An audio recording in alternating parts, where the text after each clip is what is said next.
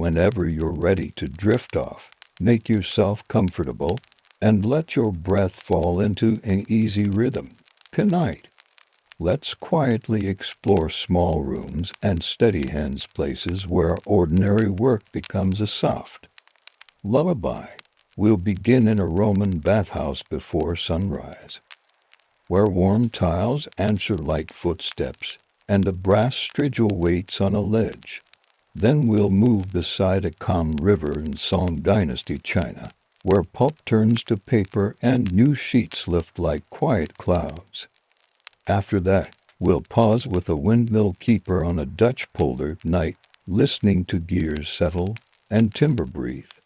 Finally, we'll stand in a Joseon courtyard in winter, where cabbages fold into spice and clay jars find their slow, patient seal. Throughout, the pace will be gentle and unhurried, simple words, soft detail, nothing sharp or sudden, only the small kindness of everyday tools, careful hands, and familiar routines. If your mind wanders, that is welcome. You can come back at any time and pick up the thread without effort. As you settle in for the night, we'll move slowly between stone, water, wood, and clay. If your eyes grow heavy, let the stories keep working for you like a quiet room that tidies itself. When you're ready, we'll begin with smooth bronze, warm tiles, and the tender hush of a bathhouse at first light. Twilight leaves the polder with deliberate steps. Water lies as flat as a polished board, ditches drawing long silver veins between dark fields. The mill rises where the road bends around stone tower with a timber cap that turns, a gallery circling it like a quiet balcony. Canvas sleeps furled along the four great sails. The keeper arrives with his lamp held low, one hand cupped to shield its small amber. He touches the door latch as if greeting a tame animal and steps inside. Air smells of flour, timber, and tar. The mill's throat is tall beams above like ribs, ladders running past stone floors to the cap. A ledger rests on a shelf by the door, a goose quill tucked under the leather strap. He opens the book to a page where neat lines already wait. Wind direction, wind strength written as words soft, steady, eager bags taken in, stones dressed last, oil used. He writes evening breeze from west by south, and the pen scratches the thought into the paper as if folding it for later. The brake wheel up in the cap is at rest, teeth like wooden knuckles against the wallower gear. He knows their names the way people know family. Brake wheel, wallower, upright shaft running down to the great spur wheel, stone nuts engaging the pair of millstones below the runner above. The bedstone beneath damsel tapping the shoe so grain will trickle, not rush. These words are work and also comfort. He hangs the lamp on its hook and begins his round. On the meal floor he lifts a sack with both hands and the habit of ankles that have made peace with weight. He slides its mouth under the shoe wooden trough feeding grain to the stones and ties a flat knot. That will release when asked, not before. He runs a thumb along the hoop of the bin to feel whether flour has caked in the afternoon's damp. It has not. A small brush, bristles cut square, waits for such moments. He sets it aside for later. He checks the spout where meal will fall into bags when the stones speak again. The spout's mouth is smooth, edges rubbed with tallow so flour will not learn to cling. He climbs to the stone floor. Millstones settle there like to sleeping moons, the runner stone wearing the iron brayer that will receive the spindle. He lays his palm on the runner still warm from the day and listens with his hand. Stones tell the truth through heat and faint vibration. Tonight they are calm. He tastes a pinch of flour from the notch near the shoe, fine, not scorched, no grit. Good. He wipes his fingers on the hem of his shirt and closes the meal gate to make the night a pause, not a hurry. Above, on the dust floor, a soft tapping tells him the last crumbs found their way to rest. He climbs again to the cap. The cap is a room of timber shaped like a hat, sitting on a ring of small rollers that track along a curb. A long tail pole projects out the back for winding, turning the cap to face the wind. He leans his weight into the tail pole and tests the winch with a short pull. The cap turns a thumb's breadth and agrees to be moved. He will not swing it yet. He first wants the sky's full opinion. Out on the gallery, evening extends. The low sun left a polished stripe on the canal. It fades to pewter. He licks a finger and holds it up, a small superstition that is also a measure. West by south, gentle, no gusts that boast. He checks the sailcloth, rolling a corner between finger and thumb, dry enough to hold wind without stretching. He loosens each clewline and gathers the first sail's canvas along the spar with a practiced throw. Reef knots wait in the bights for stronger weather. Tonight he will set more cloth, not less. He works outward along the sail, hands sure on the stretchers and lacings, body moving with the scale of the timber. Far below, the duck writes its single syllable on the ditch and is done. Back inside the cap he inspects the brake. The oak brake band embraces the great wheel like a calm arm. He runs a bit of towel along the bands inside where wood meets wood and wipes off the excess so dust will not choose to live there. He oils the wallower's teeth with a rag dipped in linseed, just a breath, never gloss. Oiled wood should feel like dry skin that has remembered rain, not like a table polished for company. He remembers the last dressing of the stone's harp pattern cut sharp with pick, and tri-square grooves cleaned, lands leveled. Not tonight. Dressing is a bright daylight task. It involves the musical tap of steel on stone and patience the length of a psalm. Night asks simpler chores: oil, check a line, listen. He steps down to the winch and sets the tail pole to work. Each pull moves the cap a little. The rollers murmur along the curb. The breast of the mill aligns with wind. He checks the wind board, the small shutters along the sail's leading edges set now to their ordinary opening. He looks once more across the fields. No mare's tails in the sky, no shuffle along the willow line, only a steady push he can trust. He eases the brake, gentle in the wrists. The great wheel waits, then nods. Sails begin their slow travel through dusk. The gallery boards feel the faintest tremor first, then the upright shaft takes the message downward. On the stone floor a whisper rises, wood to wood, gear to gear. The damsel will chatter later when the shoe feeds grain, for now there is only the breathing of timber learning wind again. He lowers the lamp wick to a small flame and sets it where it will cast more thought than light. He opens the grain shoe a thumb's width and watches kernels find their slanted path. The damsel taps a polite knock, not yet lively, and the first faint scent of flour joins the night, warm and clean like cloth just ironed. He leans close to the runner stone's rim. The sound is true. Stones that touch sing sharp. Stones too far apart whisper without substance. Tonight they hum like a pair of bees arguing amicably. He writes in the ledger, stones engaged at dusk, light cloth, wind steady, grain from Vandermeer Northfield dry. He adds a pip mark he uses to remind himself to thank that farmer for keeping his sacks tied with. A flat knot that does not capsize under weight. Gratitude is also part of machinery. He walks the sack hoist once to feel its rope. The host's drum waits above with its hook hanging like a question. He tugs the fall line, the hook climbs, and descends with obedient slowness. He fingers the hemp for roughness, and finds none. Where the rope passes over a sheave, he rubs a smear of tallow with thumb and forefinger until the fibers gleam as if they had been complimented.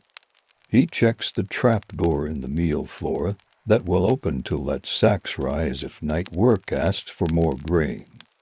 Tonight's sacks may be enough. He sets the wedge in easy reach in case he must open the door with one hand while the other minds the host's voice. He makes a small round for sound, cap to gallery, gallery to stone floor to meal floor to ground. Each level has its own weather. In the cap, the great wheel breeze. On the gallery, wind steps past. At the stones, a hush that is not silence. Below, flour dust floats like very slow snow. He keeps a damp cloth near to wipe the beam where dust tries to settle. Flour is fine company, but not on oil wood. Outside, lamps begin along the canal, single eyes in far houses. The sluice downfield clicks. Someone tends water there, letting a ditch speak to a bigger one. A dog gives one bark, then seems to nod.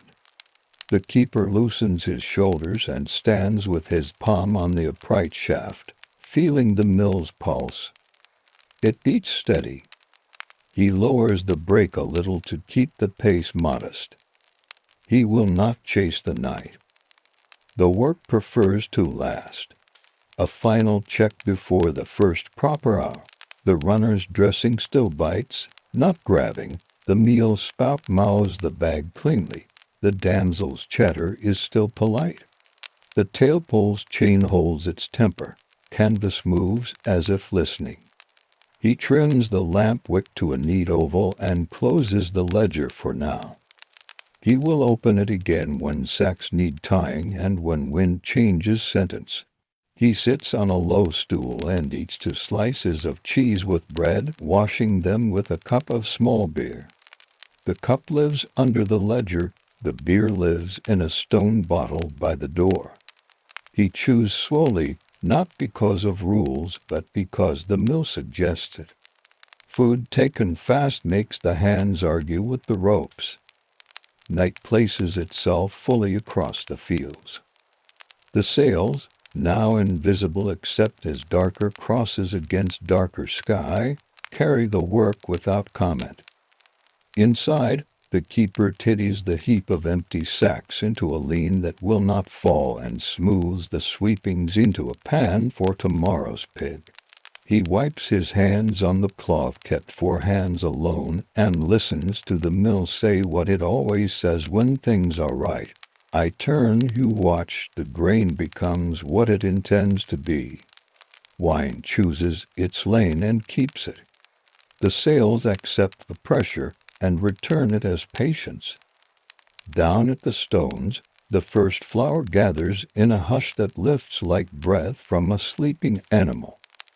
The keeper eases the shoe open a finger more and watches grain thread itself into the eye of the runner's stone. Too much, and the damsel will scold. Too little, and the stones will gossip without purpose. He finds the middle with the kind of attention that starts in the ear and ends in the wrist. He takes a wooden spatula and draws a small furrow through the meal under the spout. The flour piles softly, a dew no taller than a thumb. He pinches a bit, rubs it between finger and forefinger, and notes its manners, fine, cool, willing to clump without sticking. He brings the pinch to his tongue.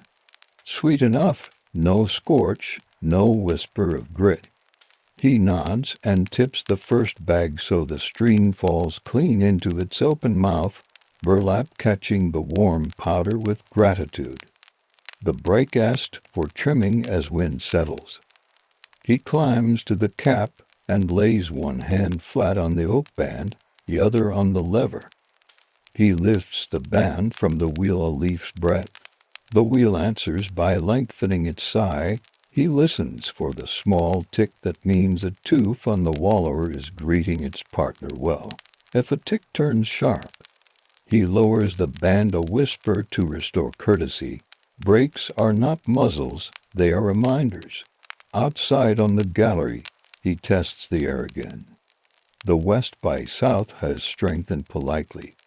He lets out a little more cloth on the leeward sail, just one reef knot slipped, and retied farther out so the set stays even across the forearms. He looks down the length of the sail for the small scallop on the leech that tells him wind is running true along the canvas. The scallop shows and flattens in a repeating phrase. Good. He checks the tailpole chains, bite on the winch drum, links it well, no bite too deep, no gloss where friction likes to make bad plans. Back at the meal floor, the sack hoist asks for conversation. He draws the fall line off its cleat, unloads a fresh sack below, hooked through the sling rope securely, weight lowered to introduce itself to the drum. He treads the foot brake on the hoist and pulls the line above. The drum turns, and the hook climbs through the hatch, sack rising as if recalling a story. He keeps the rhythm even, pull, hold, so rope lays without jealousy.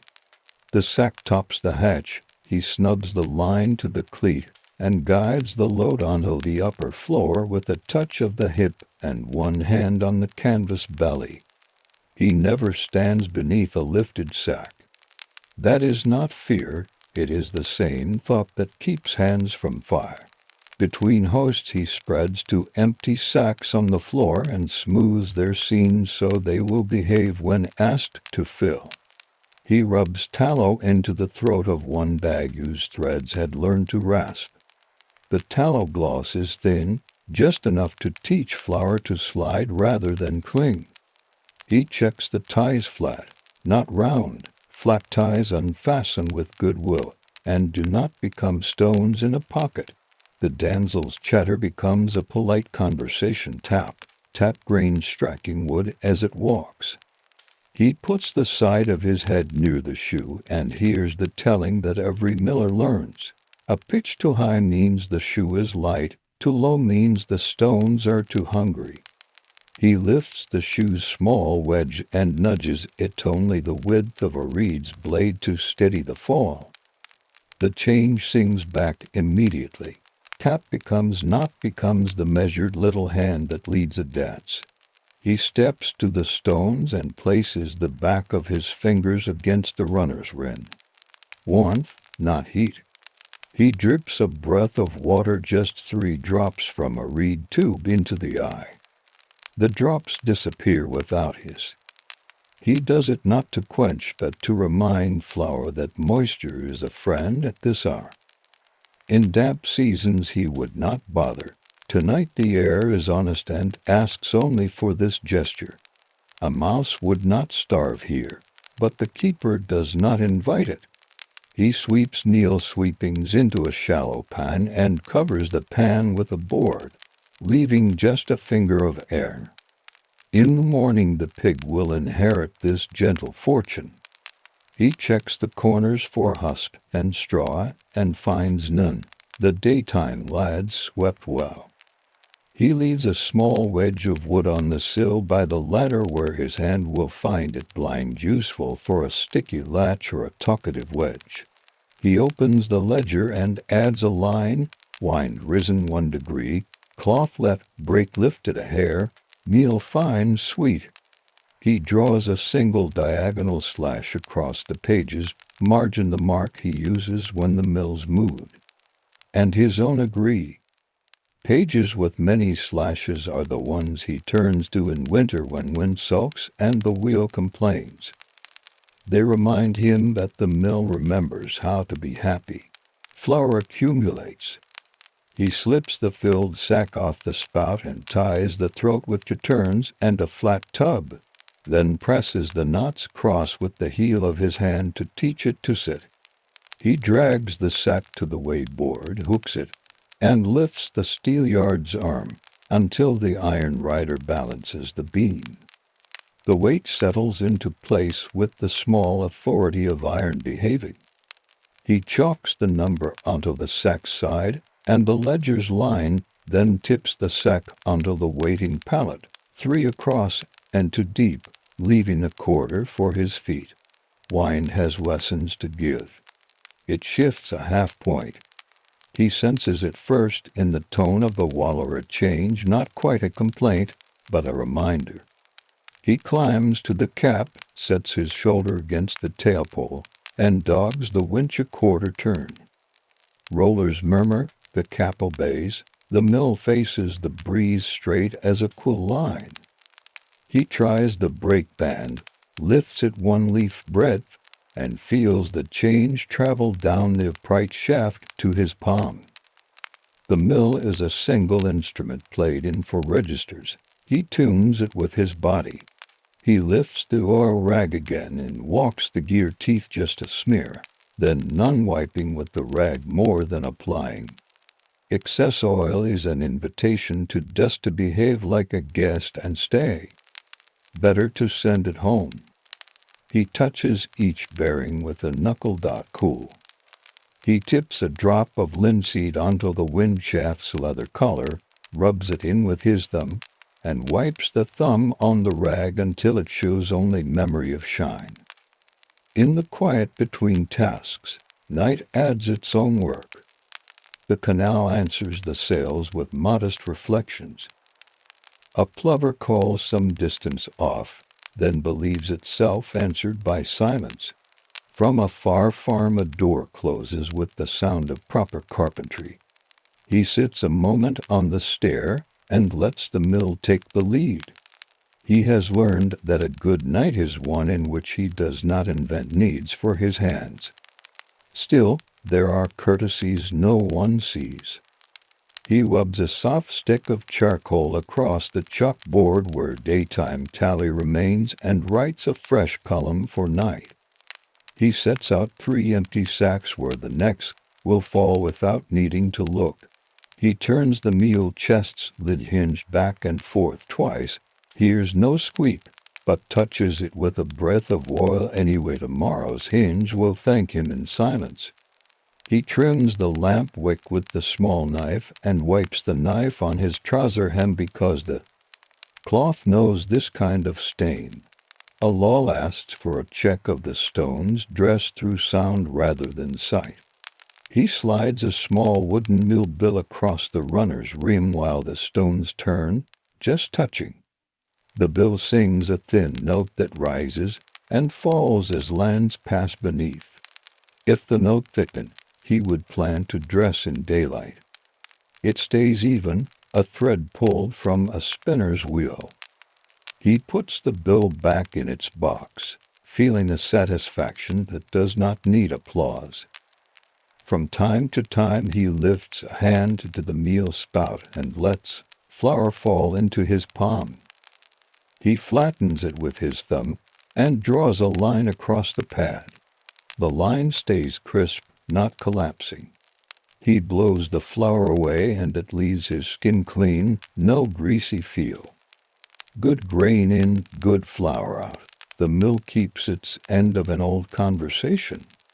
A shallow creek rises from the tailpole chain. He loosens the tension a notch, then moves the hook 1 length higher and tightens again.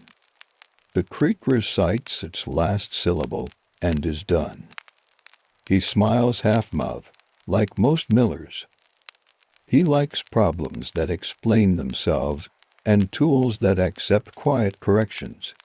He eats a small apple, leaning on the upright shaft as if on a friend's shoulder.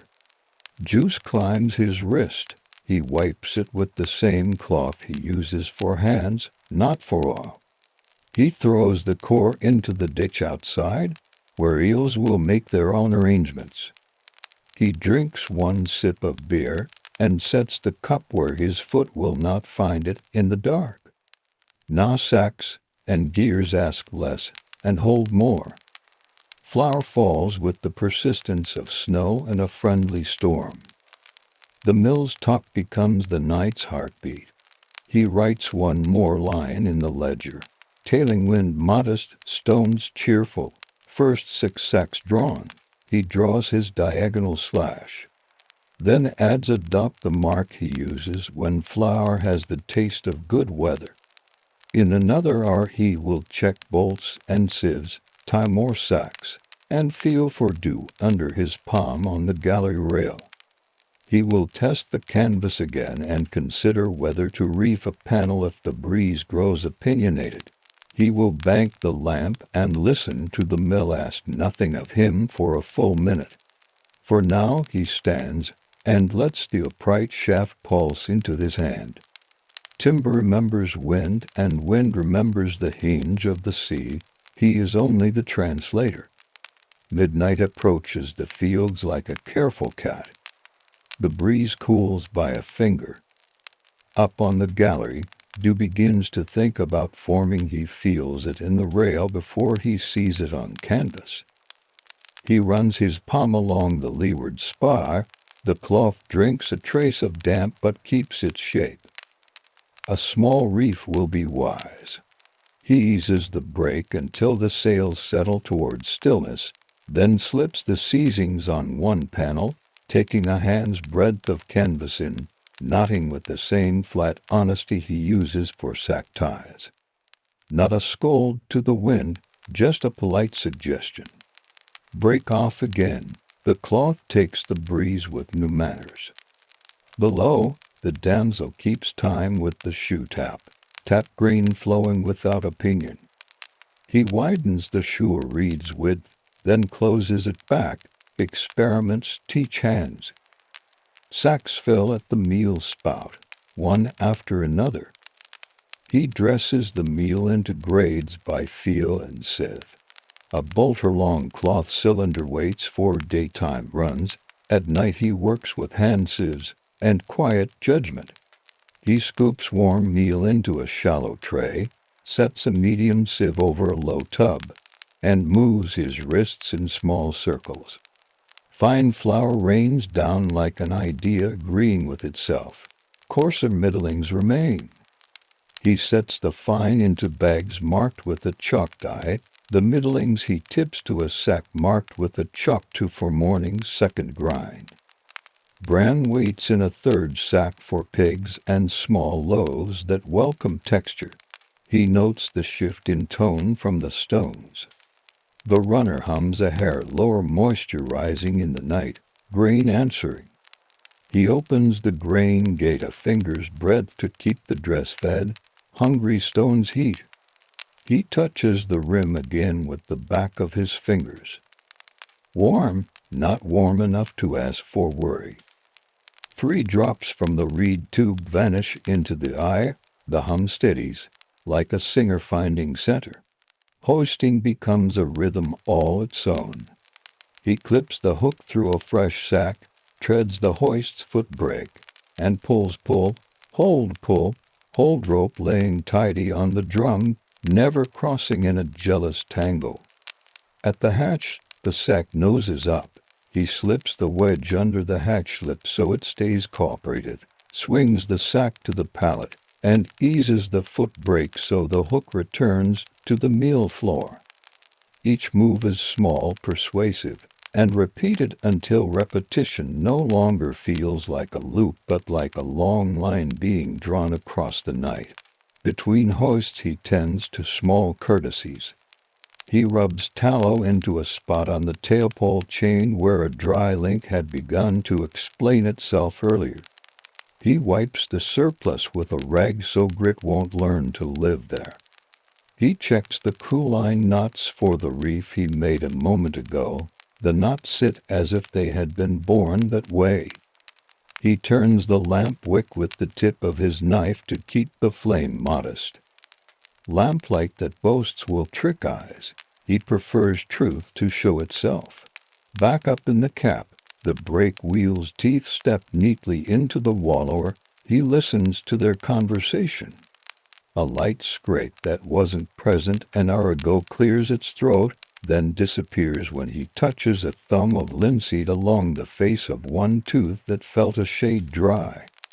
He tests the cap's slew on its rollers with a half-hand pull on the tail pull. The cap agrees to move without sulk. He leans out into the night, looks along the sail's edge for that faithful scallop on the leech, sees it form and relax. Wind is writing the same sentence again. He lets it. He takes a short turn to the stone crane iron and timber device for lifting the runner if ever it must be dressed in a hurry. He tests the chain's hook with a tub, sets the pawl and ratchet, and then releases them again. Not because he will use it tonight, but because tools enjoy being asked politely if they are ready. The mill stores smooth answers for men who make such small inquiries. Out on the polder, sound arranges itself. A frog speaks in the ditch. Another replies, slower, as if explaining. Far off, an ox cart boards a small bridge, and the planks answer with friendly complaint. In a farmyard, a cow shifts weight from one hip to the other and forgets to finish a low. The sails draw their slow crosses in the dark, and the shadow of a spar passes across the galley rail, a regular blotting of night on night. He returns to the meal floor to grade another tray. The sieve's rhythm becomes a breath. Draw, circle, settle, draw, circle, settle. Fines in their tub, middlings in theirs. He runs a finger through the fine to check for grit and finds none. He lifts a pinch to his tongue again, sweet, a shade cooler as midnight drinks warm from wood. Good. He ties a filled fine sack with two turns, crosses the knot, presses, and leaves tails neat so morning fingers will bless his order. The ledger receives its calming, reefed one panel, wind even, flower dressed fine, middlings held. He draws his diagonal slash and adds his small dot again. If anyone ever reads these marks, they will read weather without numbers and work without story. He likes it that way. The damsel's voice grows slightly brisk, asking for a gentler fall. He lifts the shoe wedge's seeds width. Tap becomes knot, then returns to tap. He speaks aloud to the wood without hearing himself. There, men who work alone learn to let their mouths carry a word or two into a room, not to fill silence, but to place it. A small repair waits. One cleat on the galley rail has begun to loosen. He pockets 4 square nails and a short hammer, steps out, sets his lamp low where wind will not bully it, and kneels by the rail.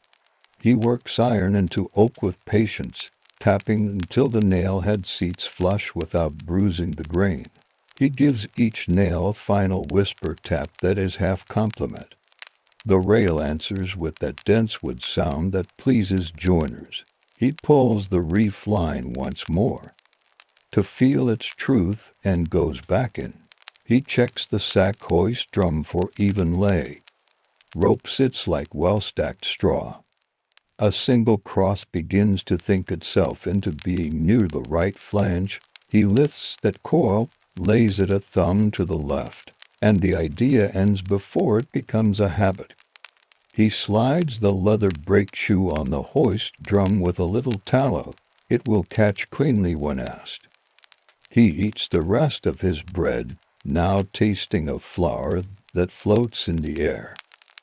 He drinks a sip of beer and sits with his back against the great post, the upright's heartbeat running into his spine.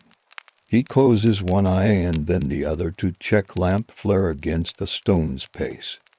Sometimes such small cross-checks catch foolishness before foolishness learns to stand. Wind edges quarter by quarter toward west. The mill feels it first, he senses it next, then confirms with a lick of the finger and a patient glance at a long willow whose leaves show their pale undersides when the breeze shifts. He dogs the winch and wins the cap to ratchet clicks. the rollers murmuring along the curb like quiet geese. The sails align, the hum resolves, the ledger gains one more line. Back to West Cap 2, band up a leaf. A feather of flour settles on the meal chest's lid. He wipes it with the cloth kept only for wood, not for hands. Separate cloths prevent mistakes. Mistakes love cloth with mixed memories. He checks the meal spout's throat again. Tallow remains a suggestion, not a lair.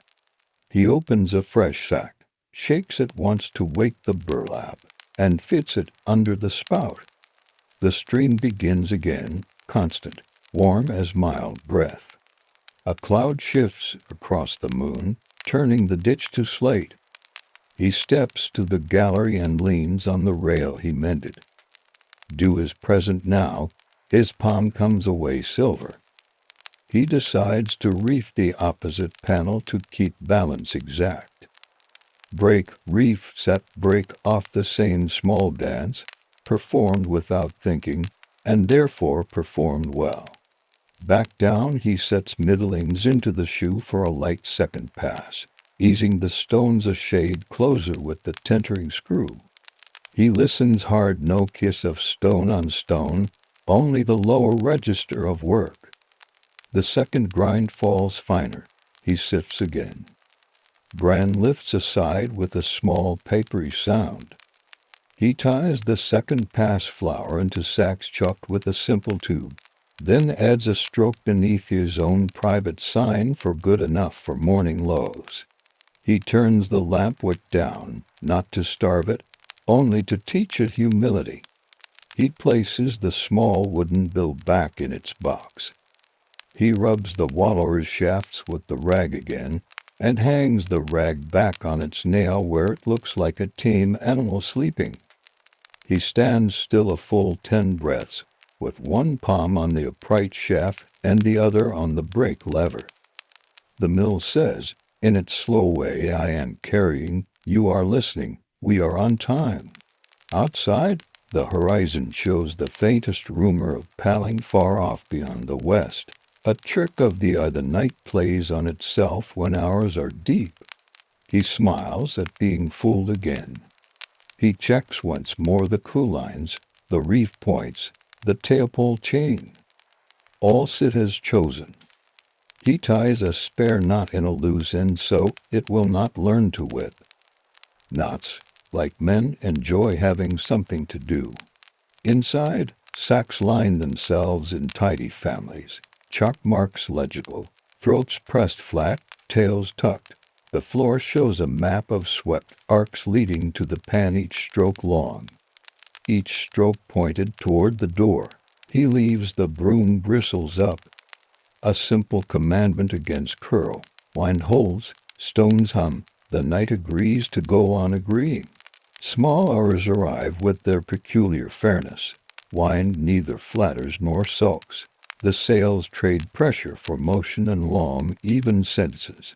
He feels the steadiness first in his hands, then in his jaw.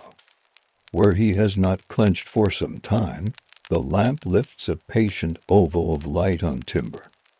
Beyond it, the mill's dark is not a threat but a curtain. He checks the sky from the gallery. Low clouds hang like unbrushed wool to the north, but their edges are undecided. He licks a finger, lifts it to the breeze, and reads nothing urgent. The willow that told him of the last shift keeps its leaves plain side outward. Dew is settled now, the rail gives a cold answer. He decides to ease the cloth a shade, no more reefing, only a firmer break so the stones will never learn to hurry. Brake lever down the width of a leaf, the wheel sigh lengthens, the hum at the wallower turns a note more thoughtful. Back inside on the stone floor, he tends the shoe. Grain sometimes remembers to bridge at the throat in the cold hours. He taps the shoe's side with the back of a knuckle, 3 light raps, and hears the change. The damsel's chatter returns to its polite measure, not the excited rattle of starvation. He pushes a barley straw through the throat to scold a faint clump into humility. Barley straw is a small tool, but it speaks in the dialect green respects.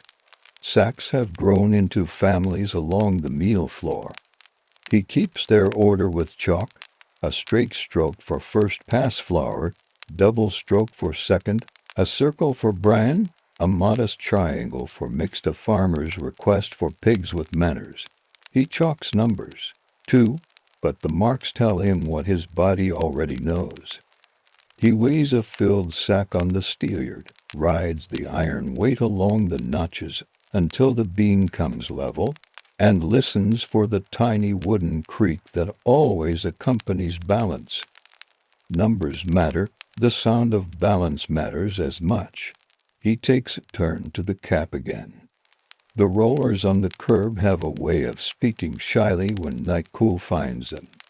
He sets a palm to the curb and the other to the tailpole rope, then winches the cap a half-click up to chase wind, only to keep the breast true. He rubs a thin line of tallow along the windshaft collar where leather meets timber, wiping off what shines. Oil is a courtesy, shine is a boast. The mill needs the first and not the second. Rain thinks about itself and politely decides not to come. He sees it fail to form when the air at the gallery's edge stays a dry cool, not a wet cool. Still, he lays the spare canvas roll near the door and checks the clue lines a second time. Readiness is a lullaby for the hands. Once they have sung it, they can relax without forgetting. He visits the meal spout and sifts a tray for grade. The sieve makes its small weather in his wrists. Fines whisper downward like flour remembering wind. Middlings remain to be taken again in morning light. He sets by 2 sacks of the finest flour chalk dye with a small dot that is his private praise and squares them against the pallet's edge so they will travel well. He checks the pallet itself. One slat had suggested a splinter last week. Tonight, the slat lies tame under his palm.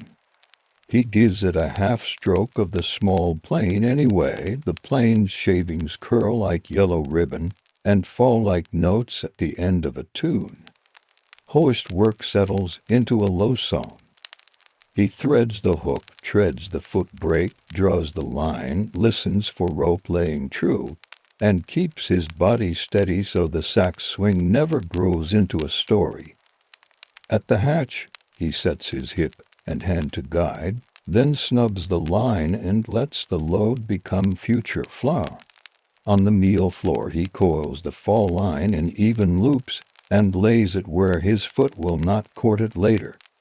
Rope remembers the last hand to hold it.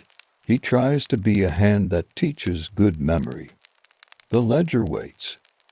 He writes, small hours, break eased, cloth steady, shoe cleared, sacks at 18 fine, 7 second, 3 bran. He adds his diagonal slash, then a short cross is sign for no quarrels found. The page fills with small obedience. If a stranger looked, he would see only marks. The keeper sees a knight that treats him gently. He sits to trim the lamp wick with the little knife. A wick cut square burns like a man boasting at supper. A wick rounded at its corners burns like a man telling the right story to the right listener. He rounds it with 2 careful strokes and slides the trimmings into a clay bowl so they won't mischief away into flour. The flame obliges by becoming an oval that looks like a thought. The upright chef sends a message into his hand when he lays it there. Steady pulse, no thrum. Timber has its own heartbeat. Tonight it lies between his palm and the wood like a secret only friends share. He stands a full 10 breaths so the secret can finish speaking. Some nights he has to invent the patience to listen. Not this one. The mill and the wind have decided to be reasonable. He steps out again to the gallery with a small bag of linseed and rag. He walks the length of one sail, feeling cleats and lacings, letting fingers read what eyes might miss. A lacing knot that had learned to stand proud at dusk now lies flat. Dew has taught it mild manners. He wipes the spar where a sap smear could catch grit, then lays the rag back into the bag and tucks the bag under the lee rail. He stares out into polar dark for a count of 15. Nothing moves but the slow suggestion of the sail's cross and a faint ripple where a duck reconsiders sleep. Back inside, he tidies the mule chest lip with a damp cloth. Flour dust wants to mark its territory. He persuades it to draw its borders in the pan instead.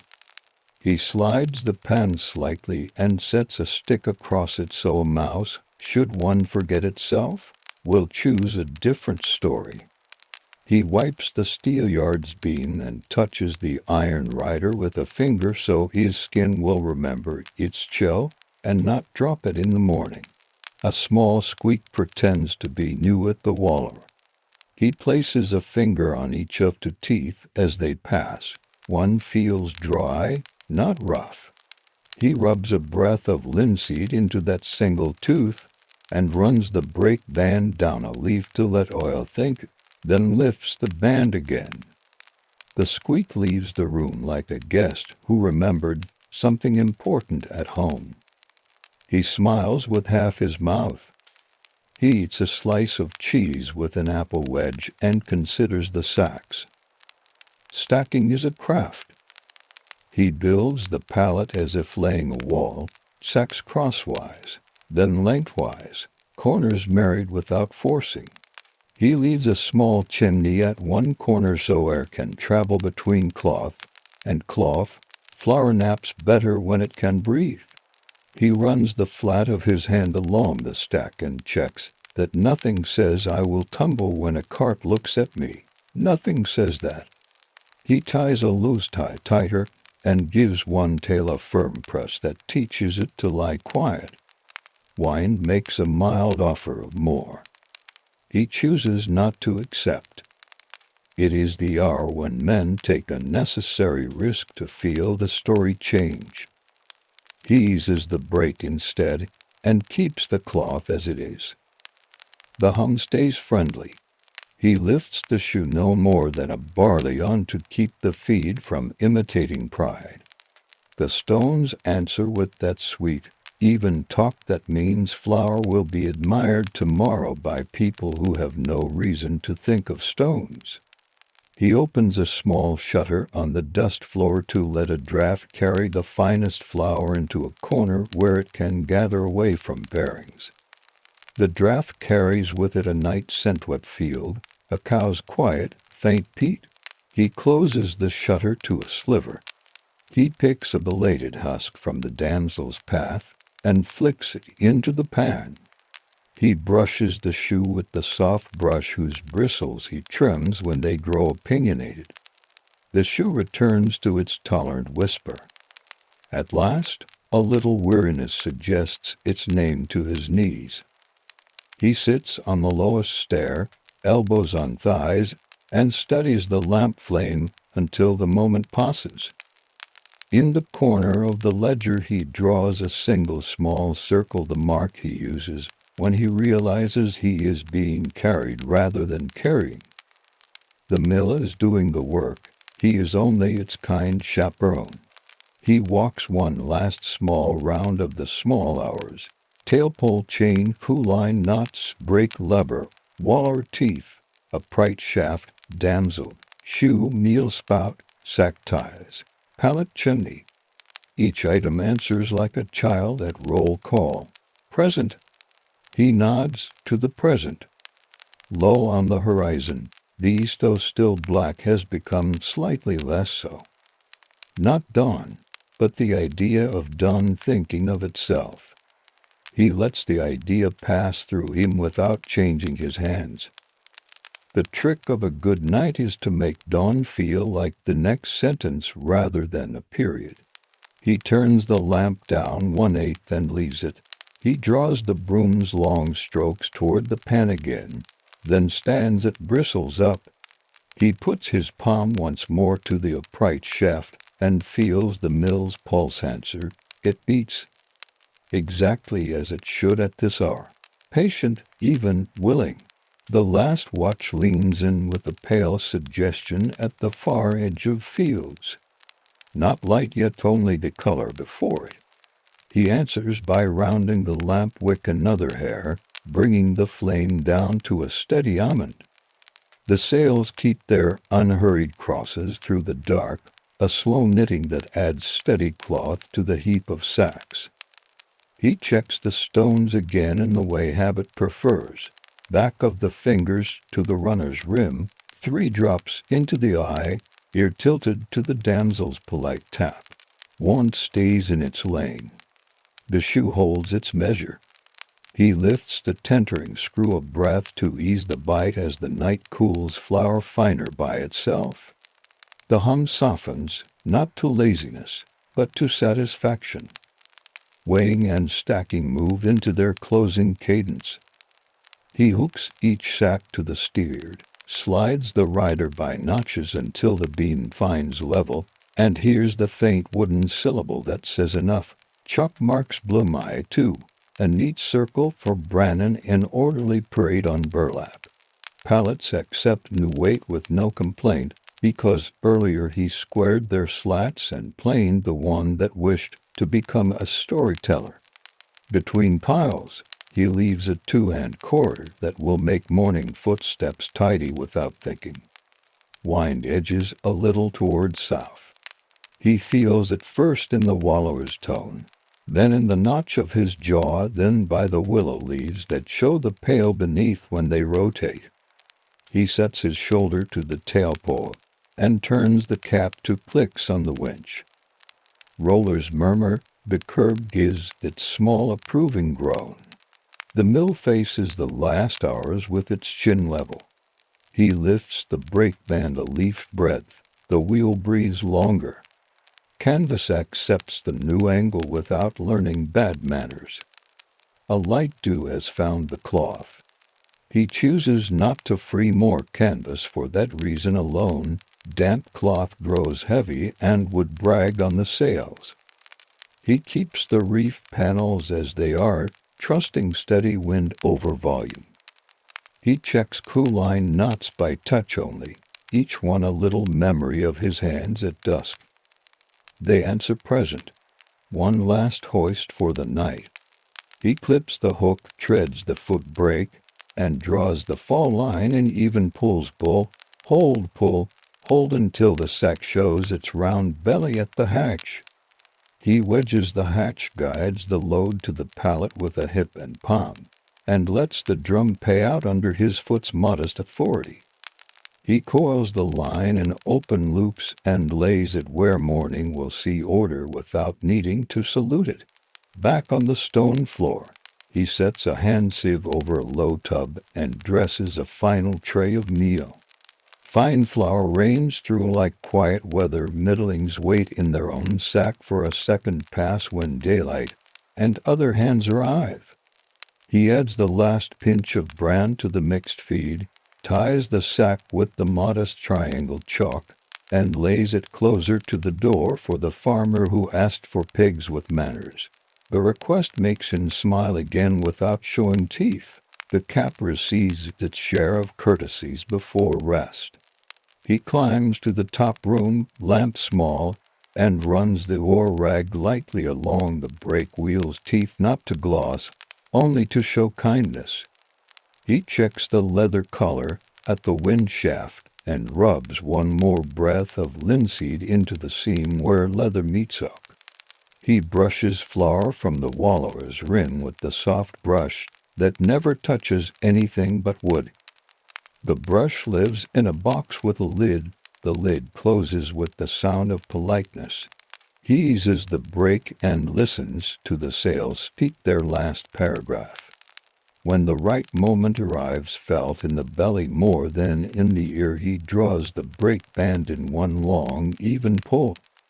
The great wheel slows as if remembering a story it wanted to finish anyway. The sails come to rest a hand above the galley rail. just short of vertical, as he prefers.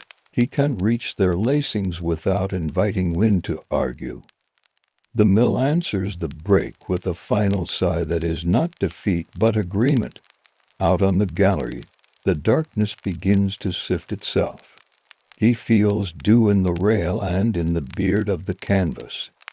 He walks each shale, loosens the reef lines, and gathers cloth to the spars with neat seizings, flat knots, tails pressed, no proud ends. He follows scene by scene, palm skimming for any stitch that thought to lift, smoothing it back with a thumbnail. He runs the palm along the wine board's edge and finds only truth. A duck scolds once from the ditch and then forgives the hour. Inside, the shoe is closed. The damsel rests against the shoe's side with the friendliness of furniture returned to its corner. He brushes grain dust from the shoe, rubs the bristles with his thumb to lay them flat again, and hangs the brush on its peg bristles down, because this one remembers shape better that way. He lifts the hopper's last kernels into his palm and tips them into the pan for the pig. Nothing worth saving tries to escape. He wipes the meal spout's mouth with a damp cloth and rubs a whisper of tallow into the lips so Flour tomorrow will agree to leave. He lifts the runner's iron brayer by a finger only to feel the give and leaves it be. Dressing will come another day, but not soon. He writes stones cheerful in the ledger because that is the right word for their conduct. The ledger takes its last lines. Wind west turning south. Even, reef held, final count 24 fine, 9 second, for brand to mixed. A short cross in the margin, then the diagonal slash, then his small circle, the mark that says the mill carried in, not the other way around. He sands the wet ink with a pinch from a jar, tips the sand back, and closes the book under its leather strap. Down on the ground floor, he lays a plank against the pallet stack as a brace, sets a wedge beneath one foot, and tests the hole with a tug. The pile answers by being simply there. He sweeps the meal floor with long strokes toward the pan, the broom leaving a cloud that settles like breath. He stands the broom bristles up, then wipes his hands on the cloth that remembers only hands. Don chooses a color. Not bright yet, but milk has replaced ink. The ditch mirrors a line that is nearly sky. He lifts the door latch and lets air move through the mill once, nose to tail, cap to threshold. Timber applies with a contented silence. He closes the door to a comfortable angle, not quite latch, so morning helpers will slip in with their arms already full. He takes the oar rag one last time and walks the ground bearings, touching each with a knuckle. Cool. He tips a drop to the sack hoist axle and wipes away what thought to shine. He pulls the hoist's brake shoe against the drum so it will not creep under its own memory in the quiet. He lays the fall line coil so the free end points toward the hatch, a small map for another set of feet. Now the sails. He steps to the gallery and looks along each spar as the yeast clarifies. Cloth rests obedient, seizings neat, clewlines quiet. He looks up the tower to the cap's ridge and sees no new coral line along the thatch. Rain stayed a thought. The mill slept without learning to leak. He descends and checks the bench by the door. Coil in its strap, charcoal stub in the dish. The little cup for beer turned mouth down, kept clean. He drinks what remains in the stone bottle, a swallow that tastes of cold and wheat. He eats the last curl of cheese with 2 bites of bread and pockets 3 crumbs for the sparrow that patrols the sill. He sets the stone cup on its side so dew will not collect inside, and let the day imagine a puddle on the ledger shelf. He smooths his palm over the door plank, feeling the grain as if reading a page. The first real light shows. Far off, a child calls to a cow in a tone that means morning. He lets the mill hear it through him. He sets the brake lever full, leaves the tail pole in a position that welcomes a west wind should it think to return, and lowers the lamp flame to an ember. He places the lamp on the hook near the ledger where the next hand will expect it, and strikes the wick up with wet fingers. The wick gives a last small thread of smoke that smells like stories finished well. He steps outside and pulls the door nearly to, leaving it held by the latch's first bite. He stands a long moment on the threshold with his hand on the jamb and looks out over the polder ditches silvered, fields thinking green, a heron making a line of itself, the mill's shadow beginning to learn day again. He breathes once deep, and the breath answers with flower and oak, rope and dew, linseed, and the faint memory of beer. The night's patient work has become Sack's marks, and a room that will welcome other hands. He nods to the sails as one nods to a neighbor you will see again at noon. He closes the door to its honest click, turns the key in the way the wood prefers, and lets the mill keep its hush. From timber that learns when to play that keeps winter, we will cross a sea and a season. The air will turn bright, and cold cabbage will rinse, jars will wheat like quiet drums along a wall. When you're ready, we'll step into a Joseon courtyard where hands fold spice into leaves, and time is sealed under clay. Mist lays itself along the millrace like a narrow scarf. The water slides under a wooden flume, and hums against paddles that do not hurry. A low building of plank and plaster sits close to the bank, its roof weighted with river stones, its doors open to air that smells of wet fiber and rice paste. Inside, light comes sideways, silvered by water.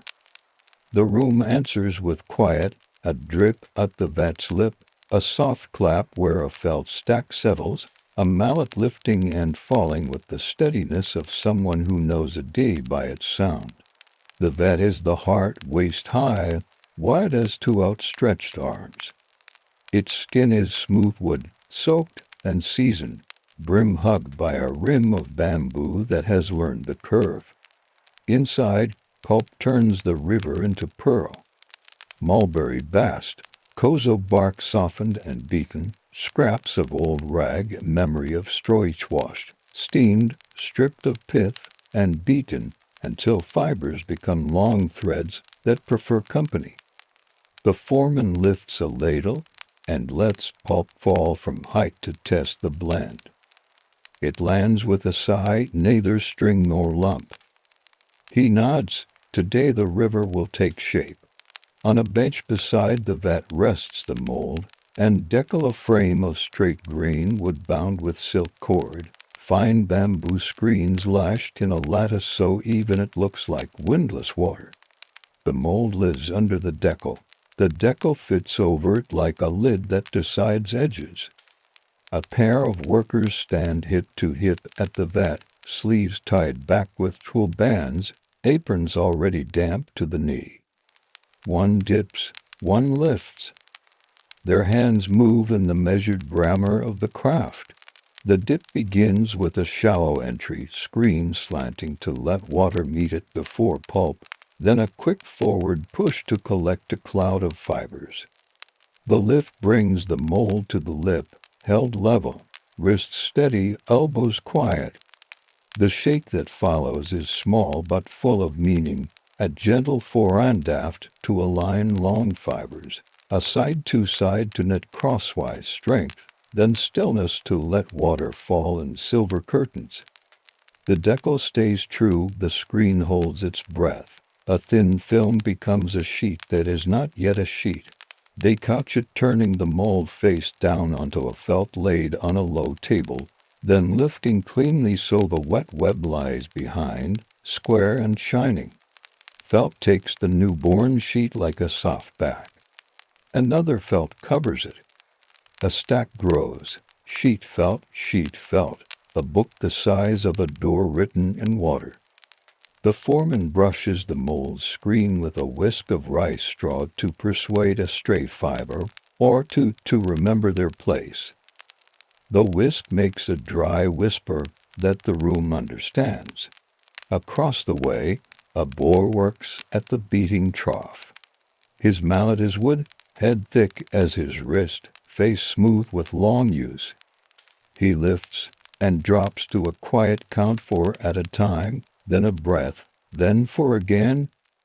The pulp in the trough becomes a lengthened story with each fall, fibers fraying at their ends until they can catch on neighbors and hold. He tests a pinch between finger and thumb. When it stretches like a slow ribbon rather than breaking like a short word, he nods and calls for the vat. The foreman dips his ladle again and adds a thin stream along the vat surface. Stirring with a flat board in figure 8 so the old and the new become one without argument. At a side hearth, a clay pot warms starch sizing made from wheat or rice. A woman stirs it with a bamboo spatula, wrist making small patient circles. Sizing thickens from clear to milk pale. Later, it will meet dry sheets with a brush so ink will sit on fibers rather than run inside them. For now, it keeps the smell of paste and home, and the pot sends up a veil of steam that finds the rafters and loses itself. Bundles of bark hang near the door, pale strips of mulberry scraped and rinsed until only the long useful lines remain. A man trims a strip on a plank with a knife he keeps so sharp it asks for nothing but care. Shavings curl and fall into a basket for kindling. He rinses the strip, lays it on a board, and beats it with a flat stick until it loosens its idea of being bark and remembers it as fiber. Work here is persuasion more than force. The press waits in the corner to planks for posts, a threaded beam turned by a wooden capstan. When the stack of velvet wet sheets is tall enough, 3 people will move as one. To lift the packet to the press bed, one straightens the edges with the palm. The capstan turns slowly until water speaks in a thin stream from the stack. Pressure is applied in patience. Too much too fast will bruise the sheets. The press never complains because it is asked instead of ordered. Between tasks, hands enact small customs that keep the day honest. A brush rests bristle up in a bamboo stand, not because it looks neat, but because fibers dry truer that way. A gourd dipper hangs above the vat with its mouth downward so drops do not mark the floor. The mold is never leaned against a wall, it lies flat, screen upward, so gravity does not teach it bad habits. A screen once warped becomes a teacher of crooked lines, better to prevent lectures. The miller sings the pace. Outside, the water wheel turns with the laziness of someone who knows he is essential. Inside, a shaft brings that turning along the ceiling to a pair of paddles in a second trough, where rag pulp gets a farther beating without tiring the boy. The foreman's ear counts this rhythm the way a baker listens for the breath of dough. He adjusts a wooden wedge at the shaft bearing with a mallet tap no louder than a knock on a friend's door. The squeak that thought of forming changes its mind. Visitors come occasionally, officials with sleeves wide enough to carry the day's breeze, scholars curious about the whiteness of a new sheet. A monk asking for paper that will accept sutra writing without haloing the ink. Today, a clerk from a nearby Yemen steps to the threshold, careful of his shoes.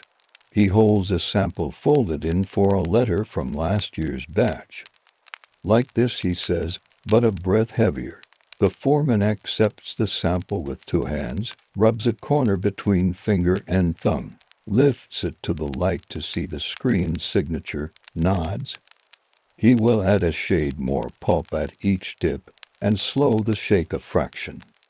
Paper carries such conversations wordlessly.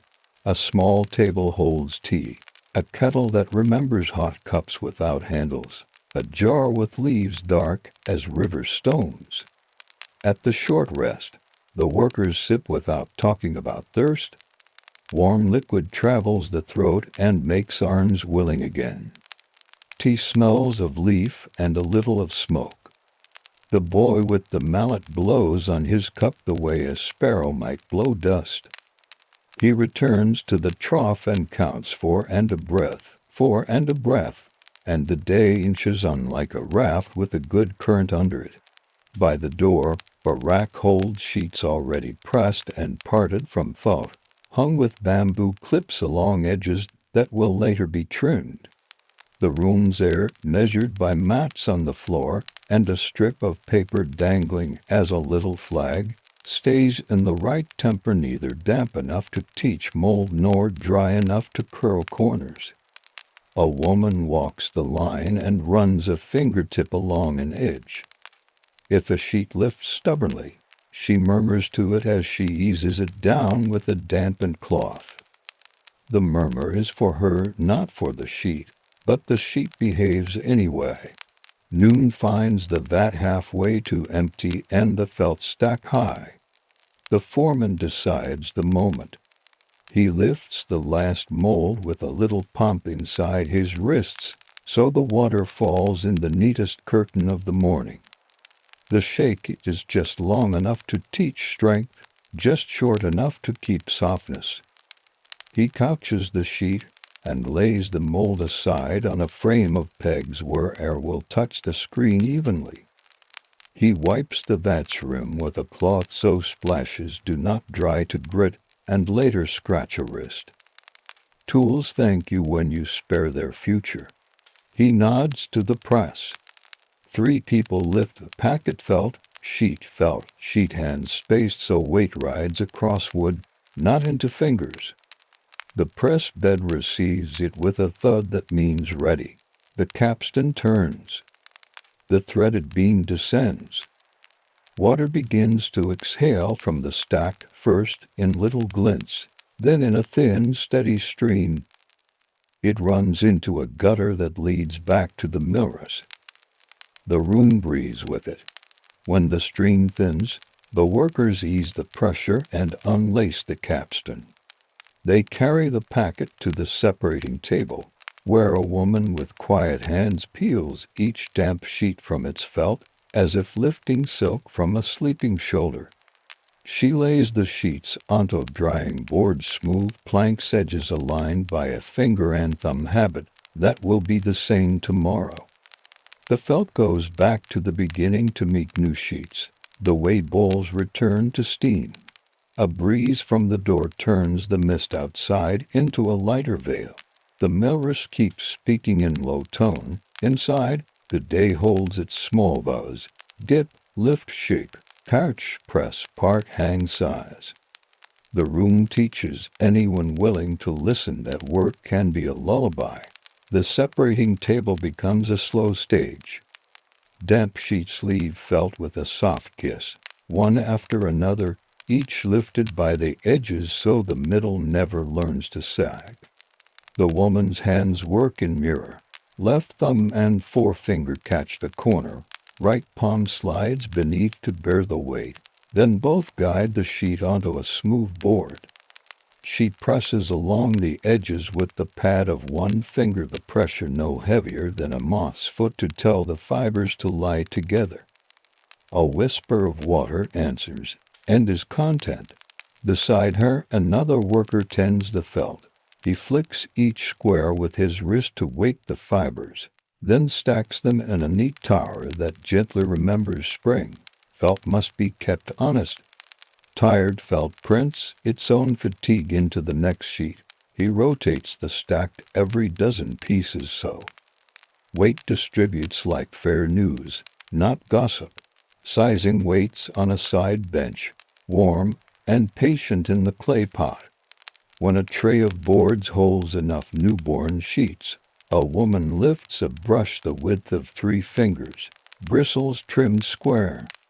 She presses the brushed belly to the pot's rim to shed excess, then lays the sizing in long passes over the sheet left to right, top to bottom overlapping strokes the thickness of a reed. The liquid darkens the paper by a tone, then returns it to near white as it soaks. The brush whispers, "No more," as starch finds fiber, too much sizing, and ink will skate, too little, and ink will dive. The brush knows the difference because the hand knows. A boy fans the boards lightly with a flat bamboo paddle to encourage even drying.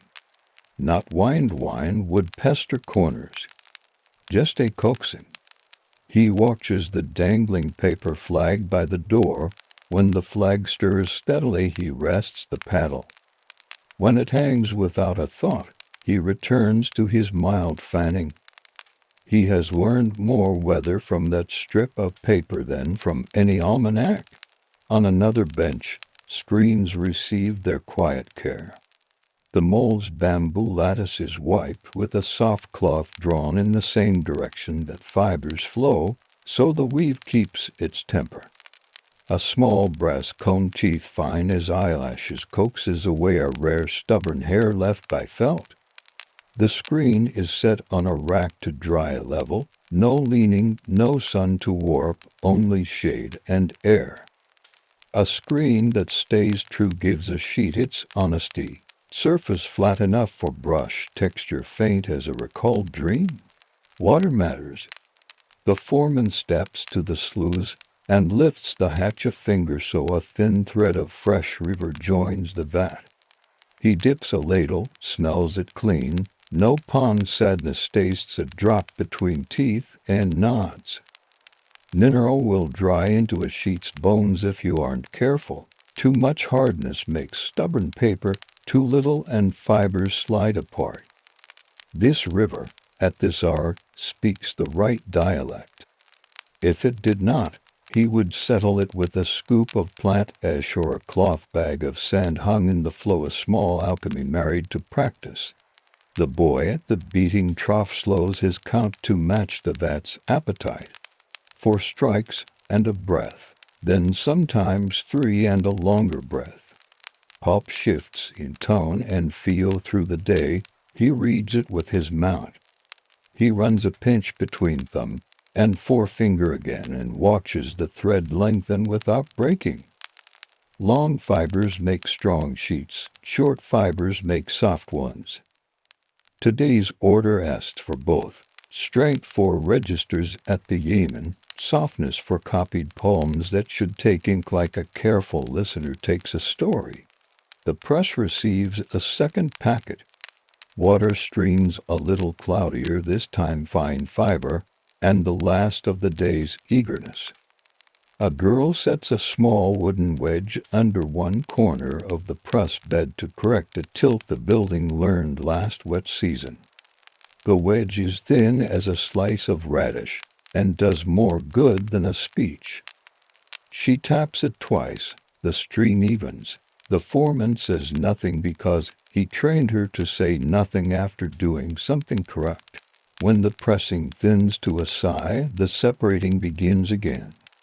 A rhythm forms, one sheet peeled and placed, one felt flicked and stacked, one board carried to the sizing bench, one sized sheet set at an angle so air can walk along it.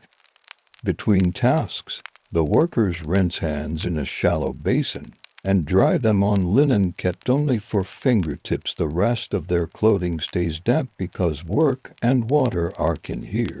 A clerk returns to watch. He fingers the sample he brought, then glances at a drying rack, then at the foreman's face. Yes, his eyebrows ask. The foreman lifts a sized sheet by one corner and lets it sway. It holds a gentle curve, not a crease. He taps it once under the board. The sound replies with a middle note, neither flat nor bright. He wets a brush with clear water and draws a test stroke along a trimmed margin. The line sits and widens 1 hair's breadth, then stops. He nods toward the clerk, who answers with a thin smile that means a feed of noodles has been rescued from worry. Afternoon light turns from silver to pale honey. The mirror seems to hush by half a tone. Tea returns, this time with thin slices of pickled radish on a chipped saucer. The boy with the mallet crunches 1 slice and watches a dragonfly hang above the vat as if deciding which task to choose.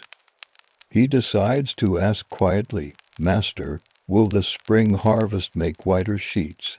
The foreman says, "Whiter, yes, when the river runs cold and thin." But poultry likes the hand as much as the eye. The boy thinks about this, counts 2, 4, and lifts the mallet again. Sizing finished, the boards line up against the wall like patient doors. A woman slides a drying rack near the hearth not too near and leans boards in a shallow V so each sheet has air. She runs a finger along edges to see if any corner considers lifting. Where a sheet hesitates, she lays a barley straw across it like a soft weight. Straw leaves no mark and remembers to be removed. She keeps a reed tally, 1 notch for each board, every 5th notch crossed. The tally lives on the same reed all week, then becomes kindling to preheat the size pot on the 8th day. At a small table, a man trims last week's sheets now fully dry. He squares a stack against a wooden block and draws a knife along a straight edge of bone. The cut is silent fibers part because the blade whispers the right argument in the right ear. He gathers the trimmings into a basket for remaking. Nothing in this room wants to be trash. Even mistakes become tomorrow's virtue when beaten and taught again. The foreman checks the mold once more. He holds it flat at eye level, and sight lines along the bamboo dot true. He plucks a string of silk lashing and hears a note it has always sung. He walks 2 fingers along the frame, feeling for tiny roughness. Where he finds the beginning of a splinter, he persuades it back with a drop of fish glue and a cloth pressed until the frame stops talking. Towards late afternoon, the vat lowers to a thoughtful depth. The foreman stirs with the flat board to keep fibers from settling in a sulk. He sprinkles in a ladle of fresh pulp from the trough to make the last sheets match the first. Consistency is a politeness. He nods to the dipper, 2 more sheets, then 1 more, then a final to honor the day. The last dip is deliberate, shake a breath longer, hold a breath firmer. The sheet that results will be the first the clerk sees tomorrow. Near the door, a lattice of thin sticks holds little squares of test paper from past weeks. Each is marked with brush strokes and notes. River high, bark old, felt tired, screen mended. The lattice is a memory you can touch. Today's square will join them. 1 broad stroke of ink, 3 characters, a date mark. When wind finds the wall, the squares nod as if agreeing with each other's judgments. Sizing cools in the pot to a skin. The woman lays a circle of damp cloth over it so it will not sulk overnight. She washes the brush in a basin and leaves it bristles up in its stand, hair smooth with 2 fingers. The press bean is raised and chalked with a block so it will not dream its way downward in the night. Felt stacks are covered with a sheet of plain cloth against dust. Boards with damp sheets remain at their leaning angles, a family sleeping sitting up. The room begins to put itself away without ceasing to be itself. The boy scrubs the beating trough with a handful of rice straw then pours the gray water into a ditch that leads to a plot of reeds. Reeds enjoy such meals. He hangs his mallet by its thong face down so water will leave. The foreman takes a small broom and sweeps the board edges where fiber likes to collect. He speaks to no one and to the room at once. Tomorrow, the word that means both promise and plan. Outside, the millrace shows the sky a longer ribbon of pale. A carp kisses the surface and writes a brief circle. The wooden flume murmurs. The paper flag by the door holds steady at last, then tilts once, as the evening air changes shift with the day. The last act is ordinary and exact. The foreman places the mold and decal flat on their pegs, screen up. He sets the bamboo whisk beside them, handle toward the hand that will choose it at dawn. He dampens a cloth and lays it over the vat lip so dust will not court the surface. He pinches the lamp's wick to a low ember and leaves the door half lax to invite night air in the measure the sheets prefer. In this workshop, labor teaches sleep, fibers lying down, water deciding to be still, tools resting at the same address every night. If your eyelids grow heavy, let the room keep working for you. It knows how. Dawn returns with the same soft silver the vat understands. Before anyone speaks, the foreman's hand finds the door bar and lifts it without scratch. Air carries the night's cool across boards and felt. Damp sheets answer by becoming slightly more themselves. A kettle begins its low talk at the hearth. The paper flag by the door lifts twice, then rests, as if giving permission. Morning checks prefer quiet. He visits the rack first. Fingers travel edges, smooth level, no edges lifting as if to object. Where a corner feels willful, he lays a barley straw and breathes on it once to teach patience. He draws a sleeve edge lightly across one board. It gathers a whisper of dust. He wipes the board with a damp cloth in 3 long strokes, not 4, because odd numbers settle faster in the head. The habit is older than he is and has a way of working. The mold and decal slept flat. He lifts the decal and squints along its inner rim, corners true, soap lashing snug, no sprung joint asking for glue. The screen has dried evenly, bamboo threads faint as hair when seen against the door's light. He plucks one binding thread. The pitch returns the same note as yesterday, a small stringed instrument that plays only one tone and plays it faithfully. He lays the mold back screen up, ready to take the first dip, small embarrassment if any remains from the night. Water receives its own greeting.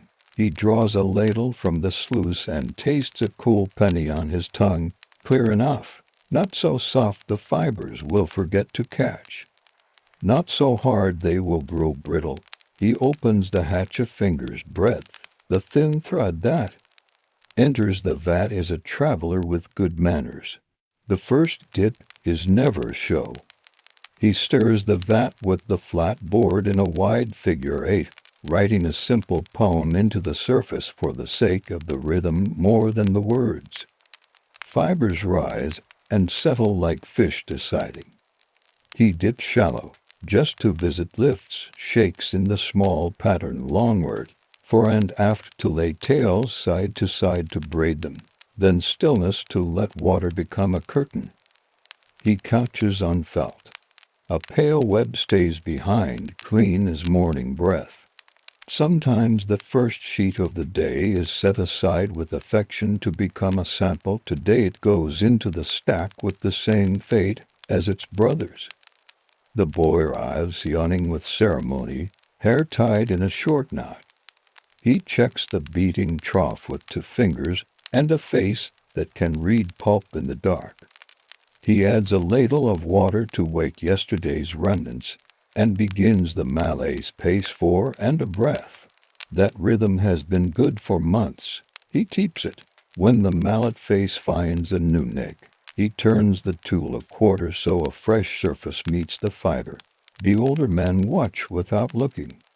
The boy feels approved because no one says so. Two visitors step into the lighted doorway as tea settles in cups. A scholar with sleeves that carry the habit of careful words, and a copyist with ink stains on 3 fingers and none on the thumb. They bow to the room first, then to the foreman. The scholar unwraps a slip of paper. It holds 4 characters in a hand so quiet the strokes seem to apologize for existing. A fine weight order, he says, for a set of poems. Strong enough to live a long time. Soft enough to accept a brush with no feathering at the edges. This tone. He fans the slip so the color catches the door's light and not quite white, a new rice color. And this singing when tapped. He taps the slip at its corner. It replies with a shallow note. The copyist smiles in his eyes. And straight fibers, he adds, so the brush does not hit stones. The foreman nods. He rubs the slip between finger and thumb, weighs it by wrist, listens with his palm. A half measure more long fiber, he says, and size brushed thinner twice. The scholar inclines his head the way bamboo does in a soft wind. The copyist looks at the mold as if greeting an old adversary with whom he will soon play a polite game. Orders now have voices. The vat will answer. The foreman mixes a new portion in a smaller side tub, beaten kozo with longer threads, and a ladle of softer rag pulp to keep the sheet from becoming proud. He stirs the side tub in circles that make a small gyre. From this he will feed the vat in thin streams between dips so the day's run does not learn to different languages. The dipper and lifter begin their slow duet. A dozen sheets of ordinary strength for the yeoman clerk, then the finer weight for scholars, marked at the rack with a sliver of dyed thread so eyes as old as paper can tell them apart. The shakes lightens for the fine weight sheets less side to side so the surface stays a little smoother under future brush hairs. The catching remains exact. The felt drinks the water, the packet grows. At the sizing bench, the woman thins warm starch with a dipper of fresh water and tests viscosity with a stick lifted and watched, one long thread falling not to broken ones. She loads the brush and lays the sizing in long bands that barely overlap, then returns when the sheet has become a shade drier and repeats the stroke to thin coats rather than one thick. This helps poems keep their edge, she murmurs, because saying it teaches her wrist a memory. The copyist, invited to test, sits at the trimming table with a low stool under his knees. The foreman brings 3 sample sheets, an ordinary office weight, the old fine weight from last month. And today's first attempt, the copyist sets out his things: a small stone, a stick of ink, a brush and a bamboo case, and begins to grind. Grinding, like beating fiber, has its weather.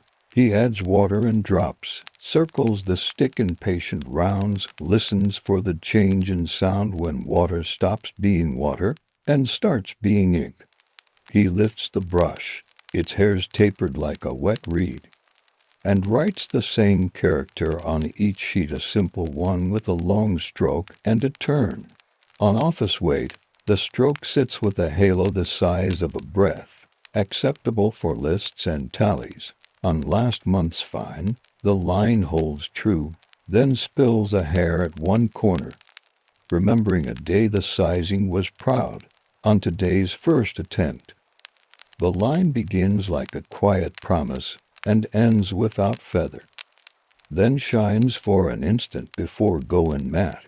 The copyist smiles with only one corner of his mouth. He taps the brush across the page. And watches the dots remain round. He flips the sheet and checks the show-through. The ghost is faint. He nods toward the scholar, who bows again to the vat, not to the men. Because courtesy should travel to the source. Burnishing belongs to sheets meant for careful words. A woman sets a stack of yesterday's fine weight papers on a low table and brings a polished stone agate, smooth as a river egg. She lays a sheet on a board and rubs the stone across it in slow arcs that overlap like fish. Scales. The sound is a gentle hush. Fibers lie flatter. The surface learns a faint polish. Not glassy, not slick, just ready. She lifts the sheet and lightly curves it between her palms. It holds a bigger curve than an office sheet, and then relaxes back to flat. Unoffended, she smiles and places it on the finished pile. Sheet corners aligned like modest soldiers. Trimming chooses its moment. When the fine weight sheets are almost dry but not brittle, a man squares a sheaf against a stop block and draws a long knife guided by a bone edge. He slices outside the decal's ghost, keeping the sheet's natural feather on one margin as a signature if the scholar prefers. Some buyers love that soft edge. It looks like wind resting. Others want all sides cut for stacking in volumes.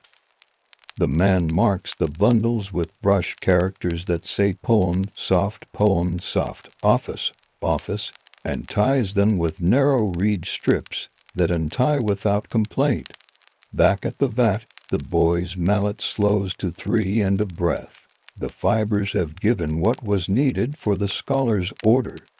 He rinses the trough with 2 buckets, scrubs it with rice straw, and leaves it to dry with its face to the door so sun can touch it indirectly. He sits with tea and a radish slice and watches the copyist write one more character on the new sheet. Quiet, the character behaves as if it had been waiting for this paper to arrive. A small side order comes from a monk with sleeves patched in careful squares, narrow strips for sutra slips, to be rolled and placed inside wooden statues. These do not need burnish, they need pliancy and humility. The foreman promises a lighter sizing and no trimming. The monk bows with the gravity of a man who knows how long words can sleep inside wood. Afternoon leans in. The press takes its last packet for the fine weight run. The stream from the stack is almost clear like water. Remember itself. At the rack, boards lean in their shallow V. The sizing pot has been coaxed to a thin warmth, not heat. A breeze carries the scent of mulberry and clay and a hint of tea leaf. The paper flag nods at the door as if it had just understood a joke. The foreman writes today's note on a small square destined for the lattice, 1 brush line heavy, 1 light, 3 characters, river even. He tucks the square under a thin stick and turns to the mold. He lays it on its pegs, screen up. He feels for the smallest roughness with a thumb and finds none. He leaves the decal beside it, ran inward because morning hands like to reach that way. Orders are wrapped in clean cloth, office bundles in plain hemp, poem bundles in a softer weave with a blue thread. The scholar and copyist lift their parcel together as if it were a sleeping child. They bow to the room mold deco, vat felt boards, hands and step back into the light. Their voices low on the path, already discussing which poem should come first. Inside, tools return to their addresses by themselves because hands have trained them to. The boy hangs his mallet face down. The burnisher lays the agate in its cloth. The trimmer wipes the knife and oils the tang with a fingertip. The woman at the sizing bench covers the pot with damp cloth. The foreman takes a breath that smells of water remembering fiber, and fiber remembering water. Late daylight moves like warm tea across the boards. The room answers by growing quieter in ways that are not silence. Fewer drips, softer footfalls, a mallet set down with its face turned away from work. Drying becomes the principal craft now. A woman checks each board with the back of her knuckles. Cool means damp. Room warm means ready to move. She breathes on one corner. The fob mark fades in a count of 3. Soon, she tells the stack, and the stack believes her. The press sleeps under its lifted beam, chopped with a block that knows its place. The capstan's handles rest at symmetric angles, as if they agreed to pose. A boy walks past and taps the beam once with his fingernail. The sound comes back full and wooden, not hollow. He nods to himself and returns a wedge he had tucked in earlier to coax the bed level. Tools enjoy these small acknowledgments. On the separating table, the burnisher finishes a last run of agate across 6 sheets destined for poems. The stone draws quiet from paper the way a thumb draws a lullaby from a cat's head. The rub arcs overlap, the motion is rounded, patient, almost ceremonial. When she holds a sheet to the door, light flows across it without snagging. She bends it slightly. It returns to flat with dignity. She stacks the 6, shifts them a thumb's breadth to offset edges, and lays a reed strip across the top as if to keep a dream from evaporating. The foreman checks the mold. He turns it in the doorway's light, noting where the screen's threads cross. One silk lashing has eased itself by a hair. He warms a dab of fish glue between thumb and finger, lifts the lashing, teases glue into the joint with a goose quill, and presses the lashing down with a cloth-wrapped stick. He waits, counting to 10 in a language older than numbers. Then lets go. The joint decides to be strong again. He lays the mold flat, screen up, so gratitude can dry without boasting. By the rocks, boards come down in pairs. 2 people lift with palms flat, slide the top sheet to a staging plank, and nudge it into a neat family. The staging plank receives 10 sheets, then a slip of blue thread, then 10 more. The blue is not decoration, it is a voice that says counted. A third worker dusts the plank with a palm so no Brit teaches its letters to the bottom sheet. Sizing has gone to a thin, gentle warmth. For Yemen sheets those bound for offices, the brush lays a single pass, bristles whispering, starch humming under the hand. For the poem sheets, the second thin coat dries to a low sheen that feels like breath on a window. The woman cleaning the brush pinches stray hairs from the ferrule, then smooths the bristles with 2 fingers dipped in clean water. She stands the brush bristle up in the bamboo rack. Upright is not a rule, it is a kindness that saves tomorrow's line. The clerk from the Yemen returns with a woven carrier. He does not come past the lintel. The lintel marks a boundary between damp work and dry book. The foreman brings 2 bundled stacks office weight, cut square. Tied with reed, he sets them on the threshold, measures with the span between thumb and little finger, and adds 4 sheets for good measure. The river gave generously today, he says without saying it. The clerk bows to his own profit and to the room's craftsmanship. He leaves a tally chip, a carved bamboo tag that will count against payment when the magistrate's runner calls next market day. The foreman hangs the chip on a peg, where it becomes a small wooden promise. A monk arrives with a parcel wrapped in soft cotton. He holds it at chest height, palms up, and the foreman receives it the same way. Inside are narrow blanks. Examples of the sutra slips: he prefers no burnish, thin sizing, edges left natural for rolling. For Avalokiteshvara, the monk says simply. The foreman nods, sets aside a run of the lighter sheets, and ties them with a white thread. He places a small paper inside the bundle with 3 characters that mean compassion within. The monk smiles at the courtesy of the note as much as at the paper. He pays in herbs and promises dried chrysanthemum for winter tea leaves from a cousin's hill, and the room accepts this tender arithmetic. Outside, the millrace lowers its voice. The water wheel still turns, but the paddles cut shadow as much as water now. The boy closes the sluice a finger to let the vat turn contemplative rather than conversational. He lays a damp cloth over the lip so night will not leave dry whispers that become gray.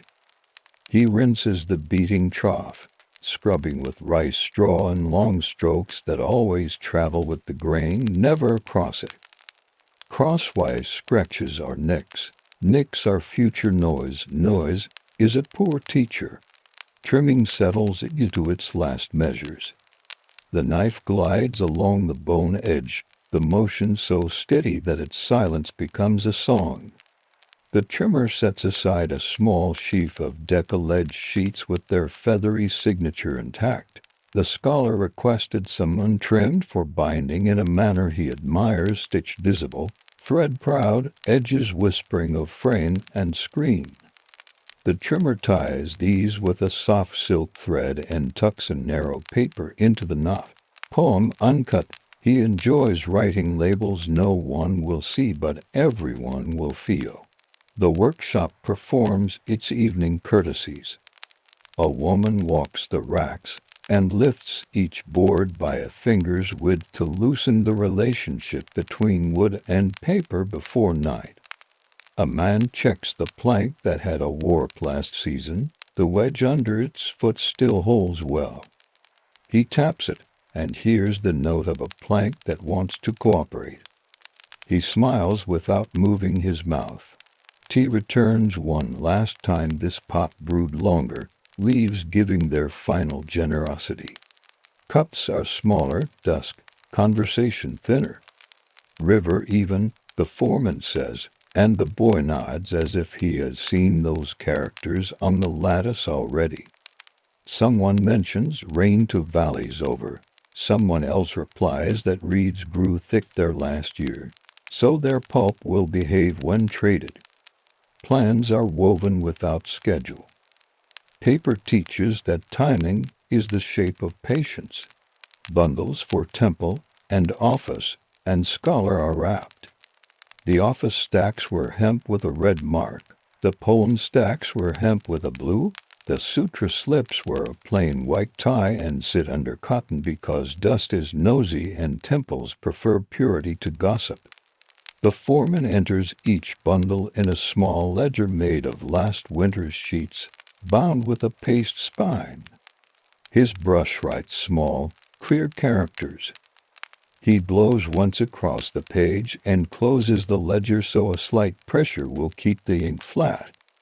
He never stacks the ledger under weight. Knowledge prefers to breathe. Screens and mold receive their night care. The foreman lifts the decal, taps the corner gently against his palm to shed any invisible grit, then lays it rimmed down on a clean plank. The mold lies screen up on pegs. He drapes a veil of clean cloth over both, not to hide, but to guard from stray moths and drifting chaff.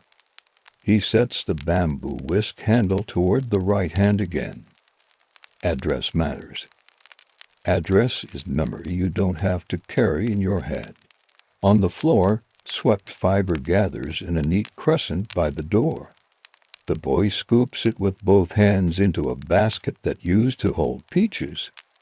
Tomorrow it will meet water and mallet and become possible again.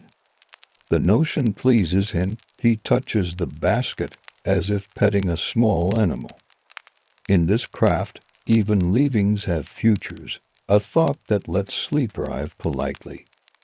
The foreman walks to the door and looks at the millrace. It has made a dark ribbon under the dimming sky. Fireflies write brief annotations along the bank. He listens for the wheels bearing no new complaint. He tests the posts' lashings with a push. They answer like well-tied sandals. He closes the sluice to a thread. The bat surface, still pearly from work, flattens to a mirror and keeps the room on it like a secret. Inside, light is folded. A lamp wick is pinched, another is trimmed to an ember. The sizing pot wears its damp cloth cap. The press beam sits with its block. Felt is stacked and covered. Boards lean in shallow V's with their corners aligned like good manners at a table. The agate rests in its cloth as if it had been born there. Before latching the door, the foreman tears a thin strip from a trim and writes with a dry brush 3 characters that will be tied to tomorrow's mold handle. Fine first dip. It is not a command, only a promise to his morning self. He ties the strip, sets the mold, and breathes out. Evening owns the last sounds. A stick knocking the sandal clean at the threshold, a kettle giving one sigh as its cold dims, the wheel agreeing to turn slower. The flag in the doorway lifting once in thanks. The room becomes a held note, the kind a musician releases after the audience has stopped hearing it. If you are drifting, you can let this workshop tidy itself in your mind, boards easing, sheets listening, water deciding to sleep. In the morning, it will wake without anyone calling its name. Morning returns with small kindnesses. Steam from a kettle that remembers yesterday's water, a door bar that rises without scrape, a paper flag that nods twice as if greeting the mold by name. The millrace moves in a low voice. The wheel lifts its paddles and sets them down like a careful walker on a narrow path. Inside, the boards release their cool to the room and become room warm exactly the moment when paper feels most willing to travel. Deliveries come first. The foreman opens the ledger from last night and reads the neat characters that slept there: office bundles, poem bundles, sutra slips. He ties the office stacks in hemp, red mark on the knot, the poem bundles with a softer twist of hemp, blue thread tucked into the tie, the sutra slips under a square of cotton with a white thread that looks like quiet. He lifts each parcel a finger's height and sets it down again to listen. A parcel that lands like a stone has been tied unkindly. These land like loaves full, not hard.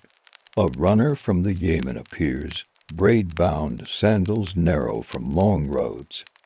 He brings a carved bamboo tally chip. The foreman matches it to the peg by the door and finds its twin hanging there, a wooden handshake.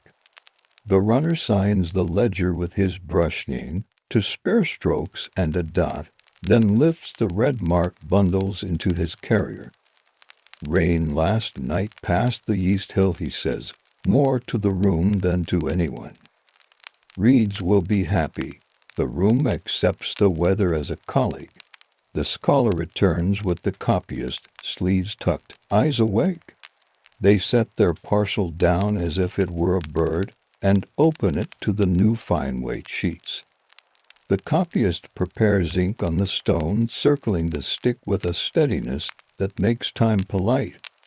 He wets the brush, breathes once to slim the hairs to a point, and writes the first character of the first poem on today's paper, long stroke that thins, turns, and closes. The line sits clean. It shines, then rests. He adds a side dot. It remains round. He flips the sheet. No show-through shouts. He smiles with one corner of his mouth. The scholar touches the margin with a fingertip, then nods to the vat, to the mold, to the hands that taught fibers to agree. Payment is not loud. A string of coins, a paper of tea, promises of future work. Their bundle travels under the scholar's arm as though it knew the way to the study. The monk arrives after carrying a wooden tube bound with twine. He unwraps it to reveal a small statue with a hollow at the back. He tests the suture slip, no burnish, thin sizing, decal edge soft as moth wing, and begins to roll. The roll must be snug but not tight, long enough to carry words, short enough to rest inside the statue's cedar belly. He daubs the end with paste, presses it, holds the breath of the room for the count of 5, then slides the slip into its chamber. He closes the cavity with a wooden cover, touches the place once with 2 fingers, and bows toward the vat. Words that sleep, he says, must have good beds. He leaves herbs in return, a paper twist of chrysanthemum, a cloth packet of dried tangerine peel, and a blessing that does not need to be named. Back at the racks, a woman stacks yesterday's finished sheets into reams. 10 sheets shifted by a thumb's width, a reed strip laid across, then 10 more. Between each 10 she places a whisper of barley straw to discourage clinging and to remind the stack of air. She squares the ream against a block, tests waste with a tap, then slides the stack into a plain paper wrapper made from last winter's offcuts. The wrapper wears a brush label, even river, mild size. Labels here are not bragging, they are maps for future hands. The press receives a final packet from yesterday's late run. The capstan turns a modest quarter, then rests. Water streams, thin as a thread drawn by a needle that never tires. The boy watches until the trickle becomes an idea rather than a fact, then eases the pressure and opens the press. Felt peels from paper with a sound like a whisper saying yes. He carries the packet to the separating table, and the sheets rise one by one onto boards, onto the path that knows drying, sizing, burnishing, binding, and use. A small repair awaits its turn. The foreman notices a shallow notch where a board's edge learned to bite.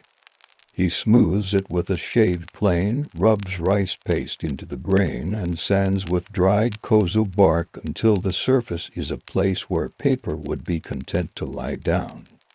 He writes a tiny mark on the board's underside. Not a flaw, just a story the board told today. Mid-morning, a peddler stops at the door with a tray of ink sticks, their ends stamped with mountains and pine. The copyist chooses one that smells faintly of cedar and smoke. He pays with scrap from the trimming basket, fine shreds that the peddler will sell to a brush maker who binds them into firm ends. The foreman trades a handful of worn felt for a length of silk cord. Felt becomes mitts, cord becomes lashings. In this small economy, even the memory of usefulness remains useful. Now the last tests, the ones the room performs for itself. The foreman takes a fine weight sheet and runs the back of his knuckles across it the way a reader might stroke a page before beginning. He draws a dry brush line. The paper accepts it like a promise to be kept later. He taps the corner once with a fingernail, the note answers, even not proud. He folds a corner and opens it again. The crease softens without scolding. He writes the day's lattice card. 1 bold stroke, 1 delicate, 3 characters, poem ready now. The card takes its place among others on the wall, a quiet choir singing in paper. Deliveries go out. The yeoman runner departs with his red-marked bundles. The scholar's blue thread disappears down the path like a thin river. The monk walks toward his temple courtyard at a pace that suggests he has all afternoon to place words in wood. A woman from a school arrives with a basket, and takes away stacks for children's copywork office weight, trim square size modest. She laughs that the children will make lakes with their first strokes and then, by next month, rivers that know how to stay within banks. The foreman gives her 2 extra sheets for mistakes that are really beginnings. She thanks him for understanding. The day performs its closing courtesies. Felt is fluffed and stacked under a cloth that keeps dust from making friends. The mold and decal are wiped with the soft cloth that knows their directions and laid on their pegs, screen up. The bamboo whisk rests with its handle toward the right hand. The press stays open under its block, being lifted so dreams will not press the stack while no one watches. Boards lean in their shallow V's, edges aligned like well-kept promises. The ledger receives the day's last brush marks, deliveries, trades, gifts, repairs. The foreman blows once across the page, not to dry it but to thank it. He closes the ledger and ties it with a cotton tape. He wraps the poem bundles in cloth made from the clean edges of earlier years and sets them on a high shelf to wait for the scholar's next visit. He ties the sutra slips in a smaller bundle and places them in a lidded basket faintly smelling of cedar inside the lid. Someone long ago wrote a single character, still, and it has not worn off because fingers always touch beside it, not upon it. Evening begins outside before the door knows. The paper flag hangs in the doorway and decides not to move. The wheel lowers its song to the key that roofs understand. The boy rinses the beating trough one last time, tips it toward the door, and leaves a reed across it so air can walk through. He turns his mallet so its face looks down, a custom that teaches wood not to swell at the wrong time. The foreman lays a damp cloth over the vet's lip, pinches the lamp wick to a listening ember, and half latches the door open enough for the room to breathe, closed enough for the sheets to keep their own counsel. He steps back once and looks, bundles calm, boards willing, tools at their addresses. Water's idea now sleeping in paper. He slides the bar and hears the right sound, the one that says wood met wood without quarrel. The millress draws a pale thread from the sky and sews it to the dusk. Fireflies begin their small punctuation along the path. The room behind him stays a held note that will resume at dawn without clearing its throat. From river and fiber, from brush and board, we will travel to a place where wood also listens to a tall cat turned to the wind, to canvas that sleeks furled, to gears that breathe in the dark like a barn full of friendly animals. The polder waits, flat as a table, and a keeper walks the gallery to hear what the night intends. Before the city speaks, the bathhouse knows its own morning. The door gives a small wooden breath. Cool air slides across mosaic, meets a ribbon of warmth, and turns to mist at the edge where hallway meets Courtyard. A brass street-jewel rests on a sun-warmed ledge from yesterday, its curve catching the earliest gray. A jar of olive oil green gold, and grassy waits near a folded cloth. The attendant steps in with sandals that whisper. He wears a simple tunic, belted high sleeves neat, hair tied at the nape with a strip of linen. He pauses on the threshold and listens, water ticking from a bronze spout into a shallow basin, a distant puff where the hypocaust has kept its breath through the night. One towel settling as heat reaches it. He smiles without moving his face. This is the sound of a room that remembers its work. He kneels at the furnace mouth, where the pre-Fernians black-lit show yesterday's ash in a soft drift. With an iron rake he learned to use as a boy, he draws embers forward until they glow like fruit under leaves. Cedar chips go in first for the quick light, then olive wood for slow heat. Sparks climb, then think better of it. He closes the iron door to a finger's wood so draft stays friendly, not proud. Above, the floor holds its warming secret. Brick pillars small, steady stacks called pile lifting the tiles so heated air can wander, and the stone can grow kind to bare feet. He tests the caldarium floor with a toe. Warm, but not eager. Good. He moves to the labrum, the round cold water basin, and skins a leaf from its skin with 2 fingers. The leaf leaves a wet circle in his palm and is gone. He runs the pad of his thumb along the marble rim to check for a roughness that would displease a wrist. None today? He turns to the bronze spout and opens it half a turn. Water threads into the basin with a steady hush, the kind that refuses to argue. On a bench rubbed with oil, pumice stones sit in a shallow tray, each one chosen for a different temper, some rough for heels, some fine for elbows, some almost polite for a shoulder that has known work. He sets them in a row by feel, smoothness increasing left to right. Next to them, he lays small flasks, one of plain oil, one of oil with a whisper of crushed bay, one with a faint note of myrrh for patrons who like the after-scent to travel with them into the street. A long cloth woven tight but soft, weights folded twice, so a hand can find its edge without looking. He opens the door to the tepidarium, the warm room where bodies learn to accept heat. The walls hold painted figures, vines, small birds with red beaks, a vase with handles like loops of rope. The paint is a little faded where hands have rested over years. The fading itself is a kind of story. He rubs beeswax into a hinge until it sighs instead of speaks. A lampstand accepts a new wick. He trims it flat with a bronze snip and sets the flame small, as if asking it to practice.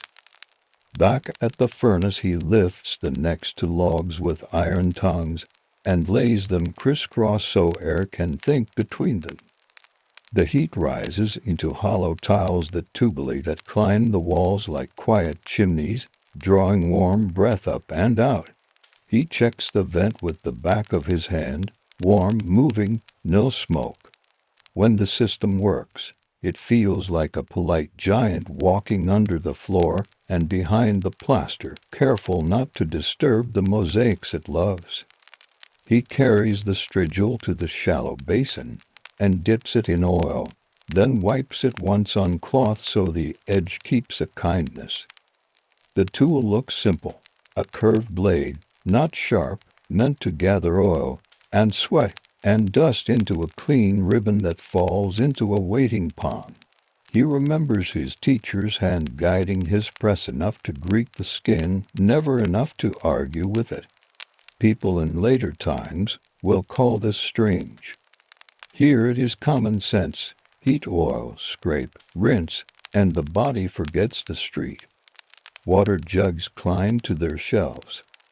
He balances each as he sets it down so the shelf does not learn to complain. The amphorae at the wall get their necks wiped. A drop on the lip now will run onto the floor later. Better to teach neatness early. He checks the ladle, tests its join with a small twist, and returns it to its hook with the handle facing the same way as yesterday. So the hand that reaches for it in steam does not need sight. Outside the bathhouse, a cart's iron rim gently comments on Cabo. The city begins to notice itself. Inside, the attendant turns to the apothecarium, the changing room. Benches line the walls, pegs stand at shoulder height, a few baskets wait for sandals and small purses. He shakes dust from a reed mat and lays it flat near the threshold, angled so a bare foot will prefer it. On a corner shelf he places a clay tag and a charcoal stick, numbers for those who like to mark a peg, he will remember faces and pegs anyway. It is a small pride to know which belt belongs to which voice. He returns to the tepidarium and stands still, letting breath match the room. This is not to hurry eat. It is to know it. The air sits on the skin like a mild shawl. He walks the length of the room, palm skimming the wall waist-high to find any damp that thinks to live where it should not. The plaster remains dry. A wooden bucket in the corner, filled last night, gets a fresh skin.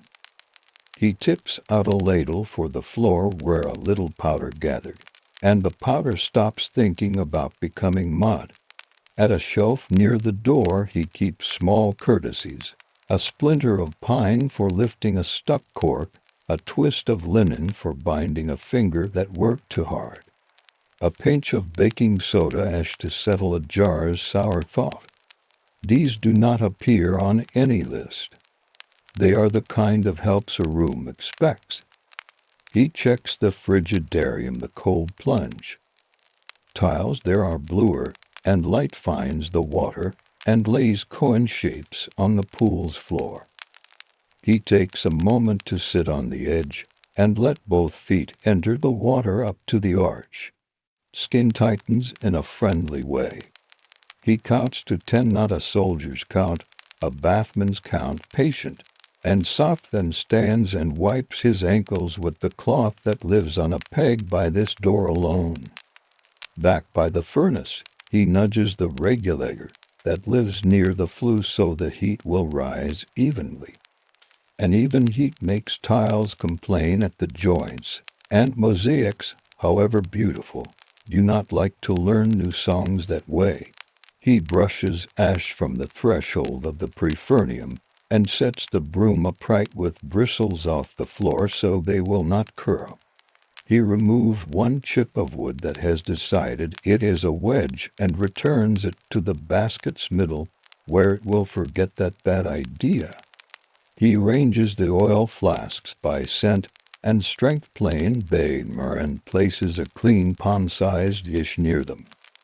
The dish will catch the ribbon the strigil gathers, so it does not fall where a foot might learn slipperiness. He touches each flask's cork and feels for the quiet pull that means the fit is good. He rubs a drop of oil into his own wrist, both to test and to let his skin speak the scent when patrons arrive. Some ask the room what it recommends. The room answers by way of the attendant. On the far wall hangs a towel woven with a narrow red border. He checks its edge for a loose thread and finds one. He does not pull it.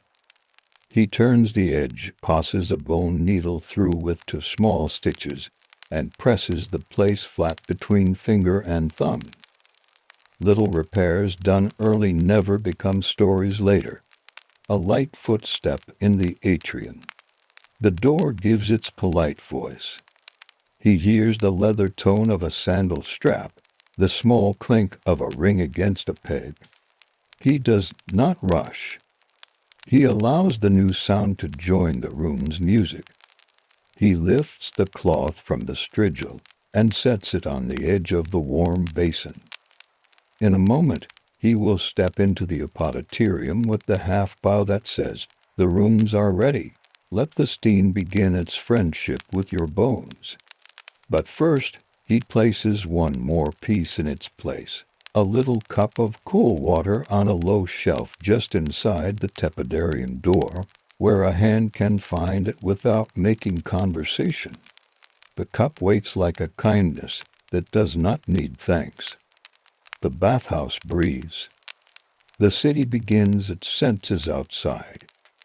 Inside, warm and cool take turns, and the attendant, whose day will be measured in small, exact motions, rests his palm on the tile one last time before the first greeting. The first patron arrives as the lamps are still modest. He steps in with the quiet of someone who has walked these halls for years. A simple tunic, a cord at the waist, sandals that announce only themselves.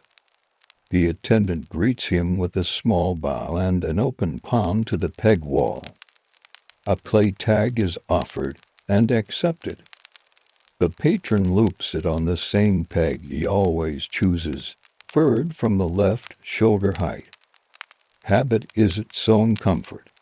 In the Apotitarian, the bench holds the tunic in a careful fold. A small purse leather creased like a smile slides into a wicker basket. The attendant ties the basket with a narrow ribbon and sets it on a high shelf, angled inward. He notes the peg with a thread of red wax on its rim, his private sign that tells memory to rest. Some bathhouses postcards, here the respect of the room, and this simple mark work well enough. Shall we begin warm? The attendant asks in a tone that keeps the question soft. The patron nods. They step into the tepidarian together. Air meets skin like a shawl. The attendant gestures to the bench with the red-bordered towel folded twice. The patron sits, shoulders release their idea of work. The lamp's small flame steadies, wax holds its own counsel. The attendant rubs a drop of plain oil between his palms until it thins and warms. He touches it to the patron's shoulders, then spreads it in slow, even circles that follow the grain of muscle rather than the fashion of pressure. Roman baths often began this way, the narrator might say if one were listening from far away. Heat first, then oil, scrape gently, rinse, then either heat again or a briefer chill, never a shock. Always a conversation with the body. Here the body agrees. He lifts the strigil. Oil has caught its edge to be kind. He holds it at an angle you could measure by the width of a coin, then draws it along the shoulder in a line that is neither timid nor proud. A ribbon gathers oil, dust, the small story of streets into the shallow dish. The dish stays close, so nothing falls where a foot might learn slipperiness. He wipes the tool once on a clean fold of cloth and repeats the arc along the upper arm, then the forearm, then the palm, always moving toward the basin as if the water were the sentence's period. "They ormer?" he asks, tilting to flasks so their mouths offer scent but do not speak loudly. The patron chooses they with a nod. The attendant warms another drop between his hands and spreads it lightly over the chest, the neck, the back where chords of effort live. The strigil draws its calm lines again. This may sound unusual to later ears. Here it is as ordinary as sweeping a threshold. Gather what the day placed, offer it to water. They walk to the caldarium. Steam has drawn a veil on the marble that drinks it. The labyrinth of cold water waits like a clear thought. The patron holds his wrist under the trickle and lets the cool remind the skin of edges. Then he sits near the hot water basin. The attendant ladles warmth across shoulders and chest, not in a rush, just a steady rain that persuades. The hypocaust speaks underfoot in a murmur you only hear if you stop wanting to hear it. The floor's heat is firm, not fierce bricks, pillars, channels, and clever towels doing their cautious work. A second patron arrives, then a third. The room receives them without complaint. The attendant's steps trace short, neat loops, a ladle to a shoulder, a cork turned straight, a hinge praised with a touch of wax, a word to the furnace boy who slides a small log into the mouth and closes the iron at a finger's width. In some cities, baths crowd and shout. In this hour in Ostia, the morning belongs to people who like their routines to repeat kindly. A senator would come later with attendants of his own. Women will have their hours too, in separate halls or on alternating gaze, depending on the city and season. In some places, the order varies with festivals. Here the pattern keeps its simple braid, early merchants and clerks, the busy middle, the quieter afternoon when the sun grows considered. The attendant has learned to read the day by coats of dust on sandals, the weight of purses, the smell of fish or hemp or ink on hands. He does not judge. He makes the rooms agreeable. Back in the tepidarium, he checks the vent tile with the back of his hand. Warmth moves evenly. A thin line of condensation tries the edge of a mosaic cube near the baseboard. He wipes it with the cloth and it does not return. He turns the flame of the lamp a fraction lower. Small flames live longer when not asked to declare themselves. A boy enters carrying a wicker tray with figs and a little dish of almonds glossed in honey. He sets it on a shelf in the apoditorium for patrons who like a mouthful before the cold plunge. Food in baths is not feasting. It is reassurance, a sip of water from the little cup at the tepidarian door refilled without. Being asked keeps tongues civil. A man with a stiff wrist lifts his hand and rotates it as if asking a question. The attendant nods and gestures to a bench with a rolled towel. He warms oil with a breath across his palms, then lays both hands lightly over the joint and turns the wrist with the cautious patience of someone folding a letter. No force, his teacher once said. Joints want to be invited, not dragged. The stridul's curve follows the forearm into slow passes. The man exhales in a way that means that muscles decide to be citizens again. In the frigidarium, the first patron lingers by the cool pool, tracing a circle on the surface with one finger. He steps down the marble stair, 1, 2, 3, until water holds him at the middle of the ribs. He closes his eyes and lets the cool write its letter to his skin. He stands long enough to read it, no longer. When he steps out, the attendant is waiting with the red-bordered towel warmed for a moment on the tepidarium bench. There is a pleasure in being wrapped in warmth after brief cold, a small pocket of summer carried into air. Between rooms, the attendant keeps an eye on little corners, a dropped hairpin, a sandal strap that has decided to untwist itself, a cork that leans toward mischief. He has a tiny file for the roughness on a peg and uses it to smooth the spot before anyone's cloth learns to snag. He knows where the floor slopes a finger to the drain and wipes a line along it so water remembers the way. A merchant with ink on his thumb arrives and talks in short sentences to himself about weights and measures. The bath takes the talk from him in layers. Tepid air softens it, oil lifts it, the stridule gathers it, hot water persuades it to stop being a story, cold water seals the unstory. He leaves with ink still on his thumb but no longer speaking so loudly. The attendant returns to the furnace mouth to draw embers forward. He uses the rake with two hands, breath steady, face turned aside, just enough to keep his eyes friendly. He slides a tile shard under the door to keep ash from learning to travel. Above, the tubuli continue their upright work. The walls here are not merely decoration, they are lungs. He takes a moment to check the little box of tools, bone needle, linen thread, pine splinter, a twist of wool for a cork, a sliver of pumice for a peg. He adds a new length of thread to the coil. He has mended to towel edges already today, and would rather not send one to the laundry with a loose mouth. He writes a tiny mark in charcoal on the inside of the locker door his ledger. To hems, hinge waxed, cork turned, it will wipe away this evening. Its purpose is not memory foyers. Only for the day. A father arrives with a boy whose eyes are full of question. The father explains in that quiet way some parents learn.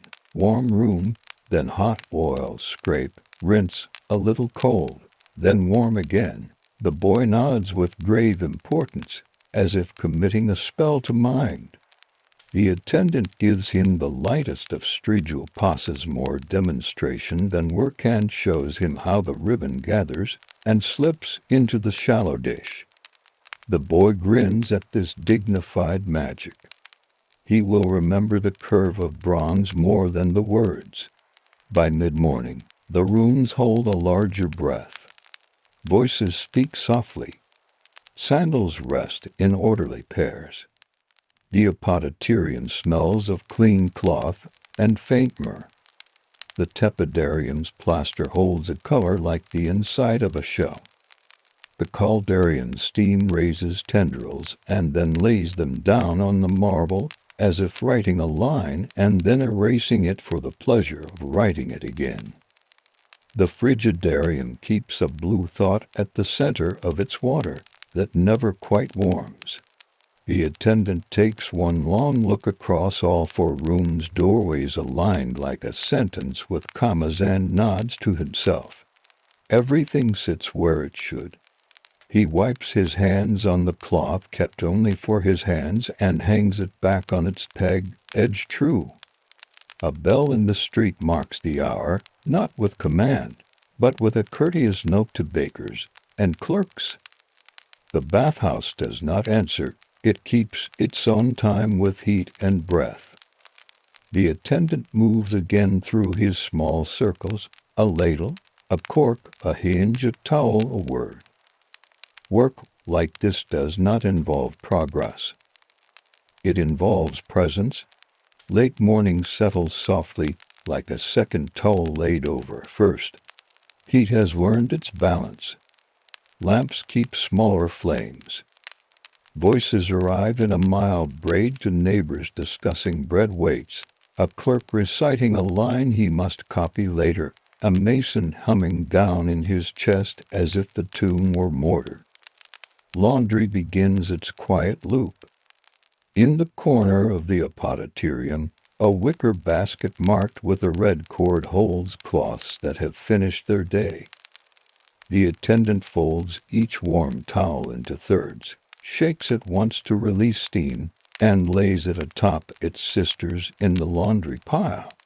A boy from the Philonic of the washer's shop will come at noon with a barrow, trade fresh linen for used, and roll away without ceremony.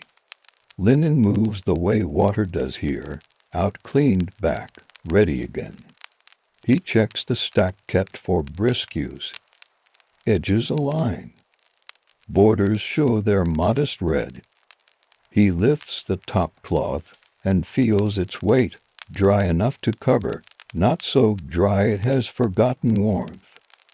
The bath values this balance between wet and dry, hot and cool, light and shade. Extremes live elsewhere. Here, the middle is a craft. At the furnace mouth, the embers have settled into a bed that looks like dark bread under a baking dome. He draws them forward with the iron rake. The motion is practiced. Pull, pause, breathe, pull, pause, breathe. A small log goes on cross-grained to keep passageways between flames. The iron door closes to a finger's width again. Warm air walks beneath the floor on many feet, little brick columns taking the weight with unwavering courtesy. He squats to peer along the corridor of pile through a low inspection slit.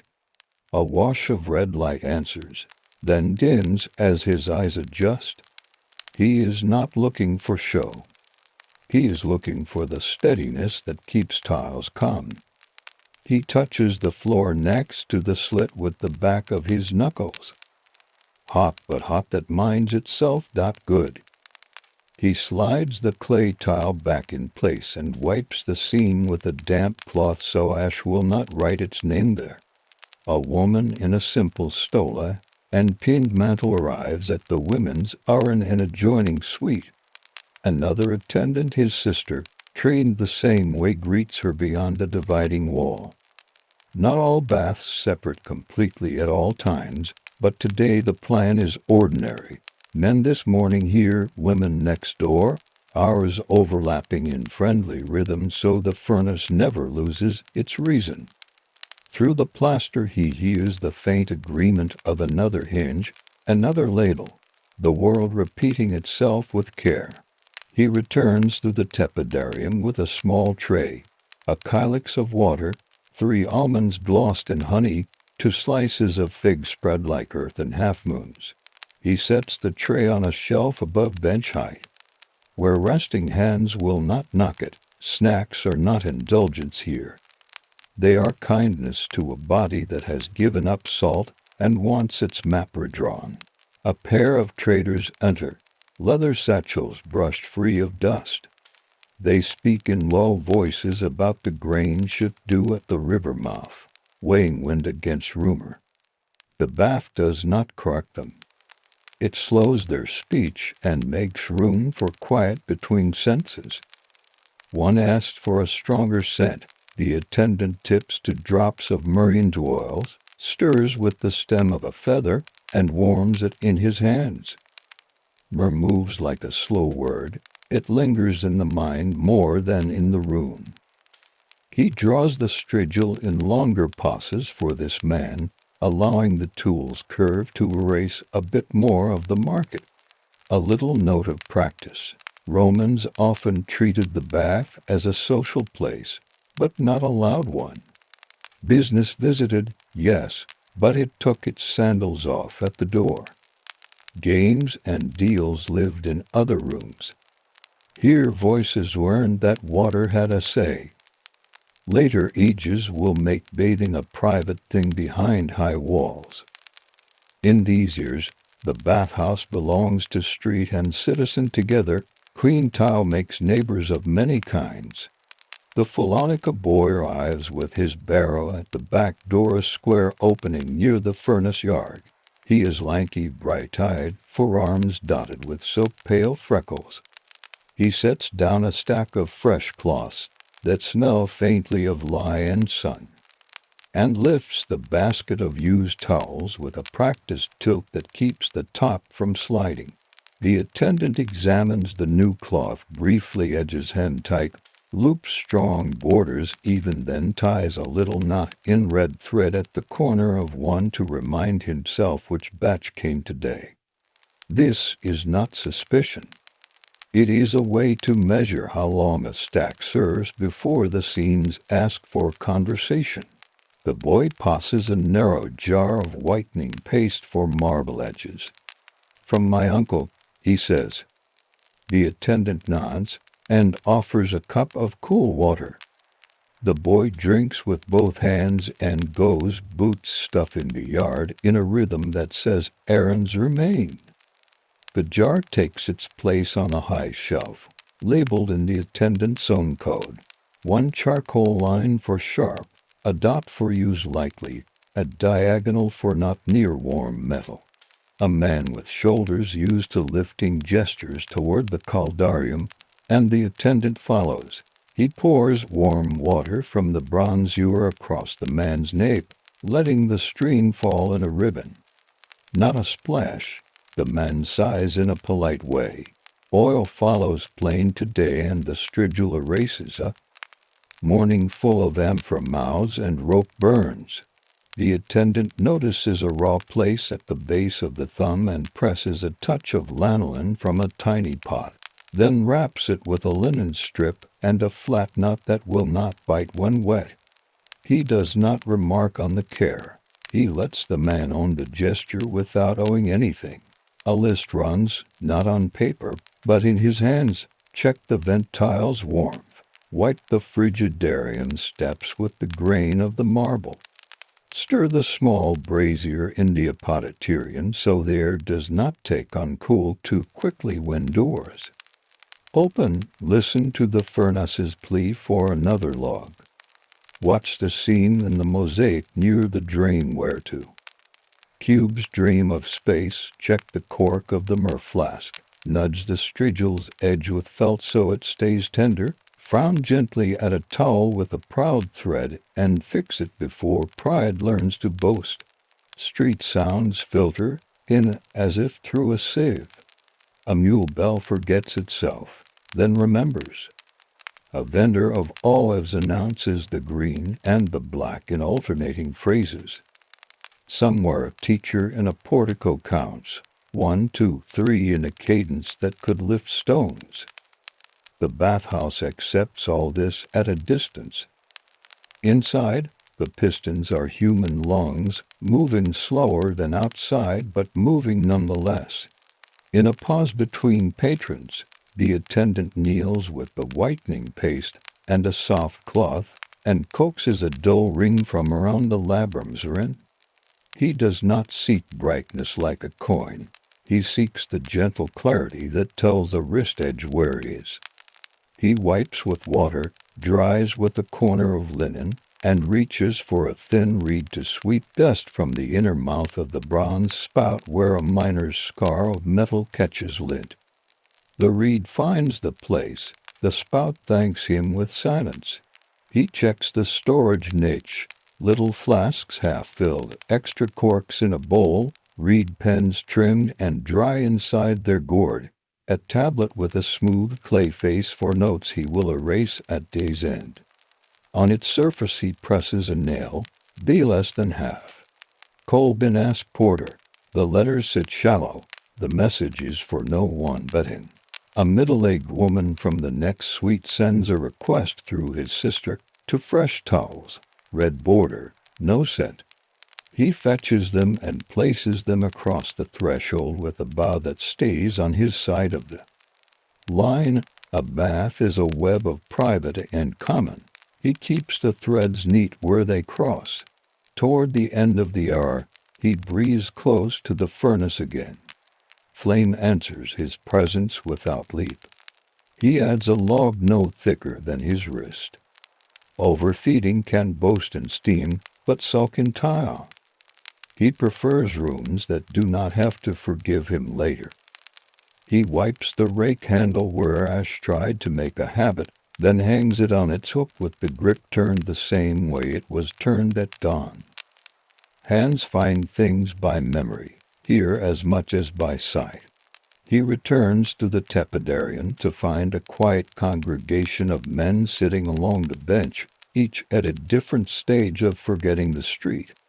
One rubs oil into his forearm with the methodical small circles he learned from his father. Another stares at the lamp as if it contains a slow story. A third opens and closes his hand. Crisp water still tutoring his skin from the cold plunge. The attendant does very little. He straightens a towel. He turns the lamp's wick a thought lower. He draws his palm along the wall at waist height and feels dry plaster answer. A minor custom belongs here. Some patrons carry a little box of unguent from home. When they do, the attendant accepts it with 2 fingers, warms a dot on his wrist to test honesty, and uses it just as he would his own. Today a man brings a small alabaster pot with a lid that seats like a satisfied word. The scent is faint cypress. The attendant uses it sparingly, willing it to last the man through a week because he has seen the pride in that pot. When the bell in the street speaks again, the light in the rooms has changed from gold to a clearer white. The bathhouse has found its noon and holds it as if in cupped hands. The attendant feels the steadiness as a carpenter feels a plumb line without knowing. Soon he will step into the yard for a mouthful of bread dipped in oil and a few sips of watered wine, leaving his sister to watch the levers of warmth and quiet in his brief absence. But first, he will make another circuit, the pegs, the towels, the vents, the steps, the small dish where ribbons of oil gather, the cup by the tepidarian door refilled to its brim. He carries the empty strigil dish to the drain, pours with care, rinses with warm water, wipes its lip with the red-bordered cloth. and sets it back where a hand will find it without thought. The room thanks him by remaining itself. Noon slides over the roof tiles and pauses as if to listen. The bathhouse feels the hour in the way heat and voices level, in the way sandals decide to linger at the threshold rather than hurry.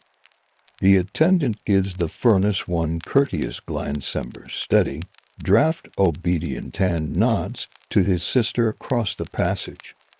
She answers with the smallest lift of her chin that means, "I have the rooms."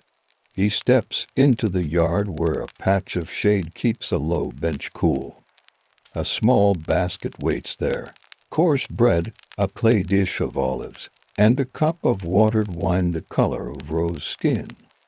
He dips bread into oil, presses it against the bowl's rim to leave only what clings, and chews without haste. A sparrow tests the dust near his sandal. He drops a crumb that is not a crumb at all, and the bird thanks him by remaining a bird. Over the wall, a fig tree makes a green shape against the bright. Lunch is not a leaving. He eats inside the bathhouse's breath. Between bites he wipes the iron rake's handle with a damp cloth, sets a touch of oil into the wood, and untwists a loop of cord that had chosen to learn a bad habit on its nail. Rest here. Includes a little mending here, includes a little rest. Back inside, the Fulonica boy returns with the barrow's second run. He trades fresh cloths for the pile that has cooled to damp.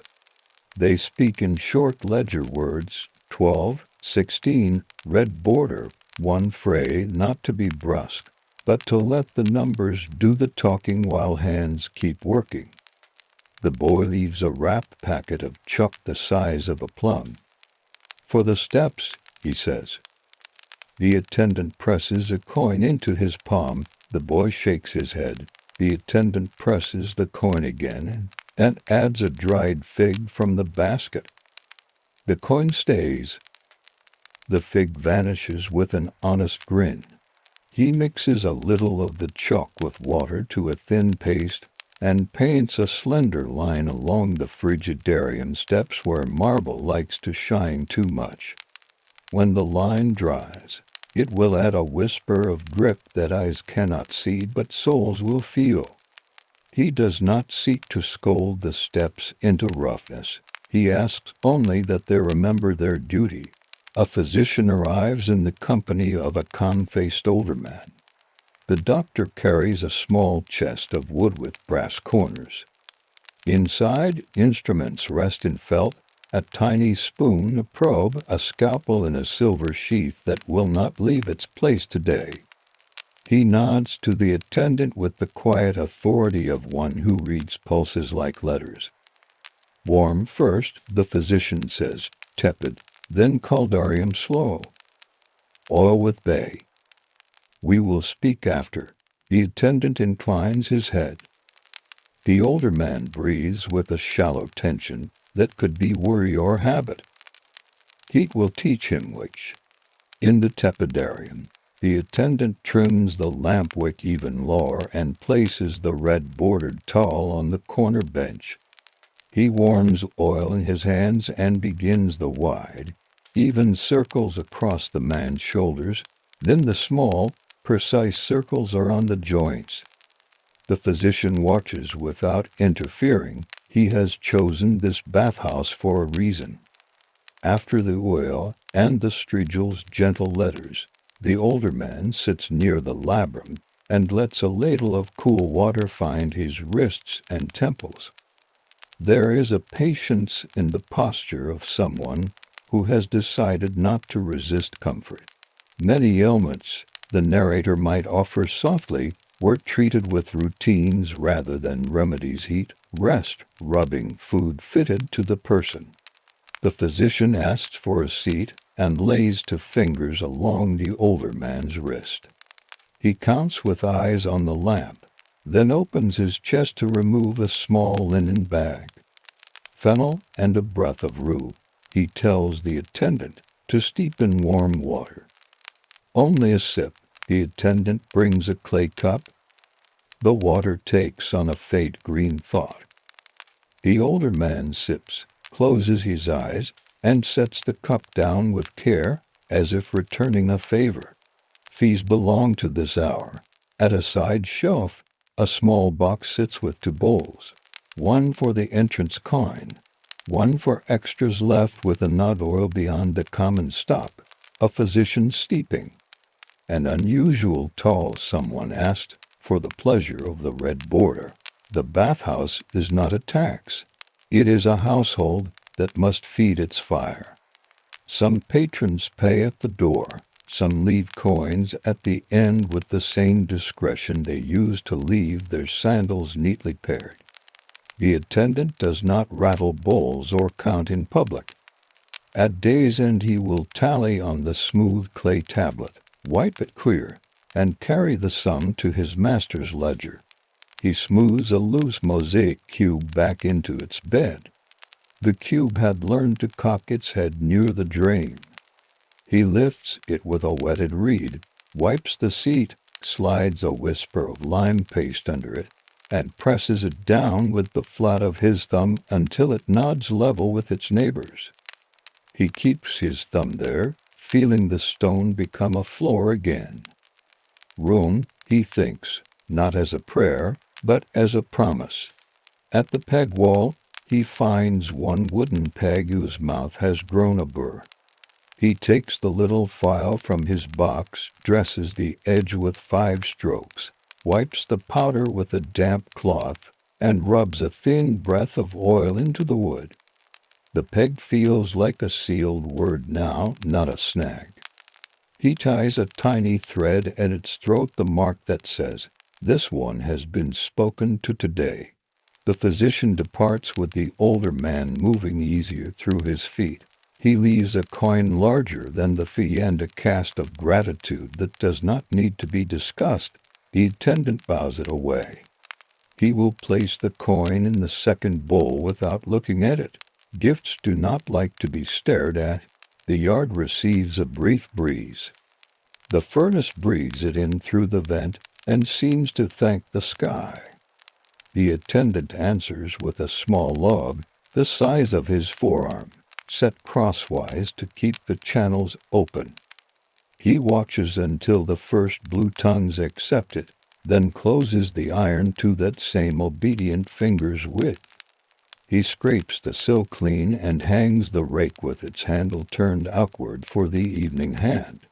A pair of young men arrive with the edges of laughter in their voices and set them down at the threshold. They remember their manners in a room that teaches manners. One asked for a brisker strigil, the other for none of oil and rinse only. The attendant keeps both preferences as quietly as he keeps the taste for bay or myrrh. He warms the oil in his hands, skims a ladle across shoulder blades, and lets heat speak where words might tangle. Etiquette here isn't spoken, sandals paired, voices low, tall corners folded back the way they were found, no ash in the basins, no roughness with the strigil, no hurry at the labrum. A nod toward the bench if someone waits, a half-step offered without comment if the door's breadth for sharing. In some houses, a slave might guard the pegs and the baskets. Here habits guard them better. He passes once more through the frigidarian and chalks the faintest line, where the water laps to steps down. Eyes often reach for that line after heat. He wipes the handrail with a dry cloth so it will keep its promise when taken. He straightens the fig dish now 1 slice and replaces the almonds with 3 more from the jar. He refills the small cup at the tepidarian door. It is a cup that refills itself because a hand refills it before anyone notices. From the Wayman suite, his sister sends a quiet message, 1 jar of bay to share, and he carries it across the passage, eyes down, body turned slightly to be present but not present. The exchange is a dancer's step he learned when they were children, The house belongs to both of. Then, neither interrupts the other's room. When the bell speaks the next hour, the light turns from white to honey again, sliding against plaster with a soft hand. The afternoon will be gentler, feet fewer, voices lower. He takes out the smooth clay tablet and presses a reed into it to shape faint letters and tally marks: linen in, linen out, oil half, mer quarter, 2 hems, 1 peg dressed. Coin balls to count later. He wipes a thumb along the first line so it becomes a cloud, then writes it again, thinner. The tablet is not a record for law. It is a mirror for this room's small truth. A man returns from the cold plunge with the expression of someone who has been told a kind secret by water. The attendant offers the red-bordered towel and a few quiet words about the warm bench. He keeps a respectful distance while the man dries his hair with the towel's end and laughs once under his breath. The sound a person makes when his shoulders remember they were made to carry only themselves. The furnace gives one brief pop, then returns to its hum. The attendant hears it as one hears a friend clear a throat in a story. He will add another log in a little while, not now. He passes his palm over the tile and then lets his hand fall to his side again. The bathhouse stands as it should, hinges side, water obliging, oil honest, tools at their addresses, people moving as if wrapped in kinder weather. Soon he will open the outer shutters a finger to invite the day's cooler breath and begin to think of closing gestures. Soon the shadows will lengthen and tell him how to lower the lamps. But the day still wants a last full hour, and he will give it to the rooms the way the rooms have given themselves to him. Late afternoon leans toward evening the way a lamp leans toward its wick without rush. The bathhouse draws a longer breath. Voices thin, footfalls choose the reed mat rather than the bare tile. The attendant reads these changes as a sailor reads wind on water. He lowers each lamp's wick the width of a grain. Flames obey and become thoughtful. The final patrons keep short wishes. One man asks only for warmth on stiff knees. A ladle answers. 3 slow pours across the patella, each followed by a palm held still until heat and skin agree. A dock scribe requests a plain rinse without oil so his wax tablet will not carry fragrance into the office. He steps into the frigidarium with teeth set, then climbs out smiling at his own surprise, as if cold water had returned something he misplaced. The attendant starts his closing circuit without signaling it. A reed broom bristles bound with linen walks the tepidarium floor in long, even strokes that lead damp toward the drain. He does not chase puddles, he invites them to become lines. On the caldarium threshold he kneels with a cloth and persuades a thin lace of mineral from the marble lip with the paste the Polonica boy left. The lip returns to its clear, honest curve. At the furnace mouth, embers glow like pomegranates haft. He draws them forward, then banks them with 2 modest logs laid so air can drift but not boast. The iron door closes to the width of a reed stem. He leaves a small square of coal glowing at the near edge to remember morning. The hypocaust sighs in gratitude, a heat body settling into a seated posture. In the apoditorium, he straightens the peg wall. 2 clay tags have forgotten their pegs. He returns them to their hooks. Baskets line themselves like a quiet procession. The red ribbon ties facing left for morning hands to find. He rubs a dab of oil into the hinge that liked to speak at noon, then wipes the surplus so dust will not learn to live there. A lost hairpin sits in the corner. He places it on the shelf beside the small dish of almonds, where its owner will find it by habit tomorrow. He folds the last worn towels, keeping the red borders aligned. Each fold is the same measure, thirds, then halves, edges meeting edges without negotiation. He places one towel on the corner bench of the tepidarium, a gift from the closing shift to the opening one, so the room will greet dawn already thinking about welcome. Coins wait softly at the side shelf. He brings the bowls to the low table in the yard, where light is thinner and air is kind. Counting belongs to Shag.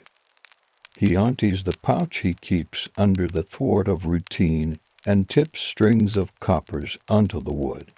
He sorts by feel as much as by eye, 10 copper strings to the left, 5 copper strings to the right, singles in little fences of 5 along the board. Each stack receives a fingertip press that listens for wobble. Wobble corrected becomes rest. He adds the gifts that do not belong to entrance fees, the physician's larger coin, a small bronze left under a towel by someone who thanks in quiet shape rather than speech. He writes the sums into the clay tablet with a smooth reed, a column for entrance, a column for oil, a column for other kindness, and one for linen counts. A damp cloth wipes the tablet's face where the line wandered. New numbers replace the smudge. He never lifts his voice to say totals. The tablet carries them without fanfare. He returns the coin strings to their pouch and ties it with a flat knot that releases like a friend in the morning. The pouch goes to the chest under the bench with the same turn of wrist his teacher used. The chest is not heavy, but it carries other people's quiet trust. He sets his palm on its lid, not piously, just to acknowledge that it is in the right place. The day's small repairs finish themselves. The proud thread on a towel's edge receives to patient stitches. A peg's mouth takes one last brush of pumice and a breath of oil. The mosaic cube he set at noon sits level, as if it has always been there. He smiles with half his face. Good floors, like good neighbors, prefer to forget the drama of their own mending. He rinses the shallow strigil dish with warm water, wipes its lip, and turns it so the feint makers mark a tiny fish isn't visible from the door. Not secret, just modest. The strigil itself gets a final pass on felt to keep the edge friendly. He lays it on the ledge where the first light finds it, polish dulled to a glow rather than a shout. Near it, he sets a folded cloth, and the small flask of plain oil with its cork seated true. The first minute of morning often decides the next hour. He lets morning make its first decision easily. He looks once more along the room line, apoditerium to tepidarium to caldarium to frigidarium. Doorways stand like gentle commas, walls hold their color, the eggshell tempera warm and even. The labrum's water shows a pale oval of ceiling, unbroken. In the frigidarium, the pool rests without a wrinkle, as if marble had taught it manners. He draws the lamps down to embers, pinching wicks between wet fingers, then re-trims what needs trimming for dawn. From the women's suite, his sister appears at the passage with a basket of used linen and a look that says calm has arrived on both sides. They exchange a few low words about stock and small incidents. A child's laugh, a lost comb returned, a woman who liked the bay oil and asked its vendor's name for her husband's shop. Such notes are the bath's gossip kind, practical, already fading into the house's memory. Together they make the last strokes on the floor, long parallel toward the drain. The reed broom leaves a pattern that looks briefly like a plowed field, and then disappears as the tile dries to its matte confidence. He opens the outer shutters the width of 2 fingers to let the day's last cool slide over thresholds. Then he closes them again, leaving the slats taut to breathe but not to broadcast. A final pass by the furnace. He rests the rake on its hook, handle facing out. He pats the iron door as one might pat the flank of a tired mule. Good, he thinks. Not praise, not command, just the shared word of tools and hands. At the shelf in the apothecarian, he places the fig dish, now empty, face down to remember washing. He tips the almond bowl into his palm and returns 3 untouched to the jar. He refills the cup by the tepidarium door one last time, drinks it himself, rinses, and leaves it upside down on its shelf so dust will not find it overnight. He smooths the clay tablet's face with his palm until numbers return to earth. He sets it on its ledge to dry. He wipes one faint mark on the inner locker door, today's quiet ledger of hems, hinges, corks, and cubes, and then closes the door so the day's particularities can sleep. At last, the latch on the main door receives its final turn. Not a hard click, just the assured seating of wood and bronze that know each other. The key iron, simple, settles back into its hook. He stands a moment in the cooling atrium and lets his ears find what remains, a single drip making a perfect interval, a breath of warm stone returning to neutral. Somewhere outside, a dog turning 3 times and deciding to be still. He gathers his small box of tools, bone needle, linen thread, reed pen, chalk, pumice, pine splinter, the tiny pot of lanolin. The box lid closes with its own quiet sentence. He looks once toward the ledge where the strigil lies, oil flask beside it. Cloth folded to its measure. Morning already peeks from that arrangement. He leaves it untouched. He steps into the street. Air meets his skin without steam and feels almost new. Behind him, the bathhouse returns to its original element, silence held in warm stone, a promise banked like coals.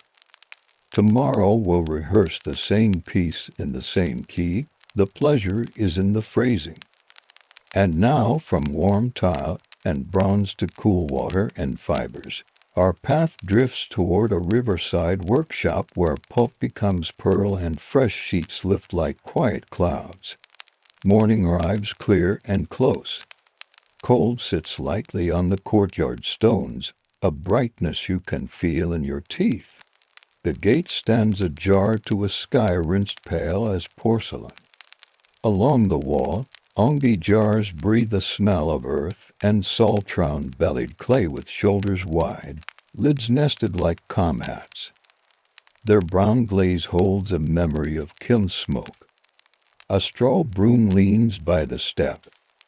Steam rises from a low kitchen where rice water warms in a clay pot.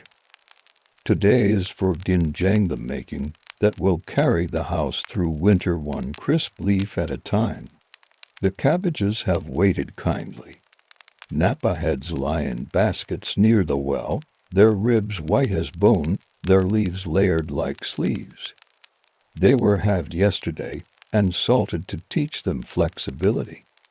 Each half shows the place where salt kissed stems and drew water outward in a slow conversation.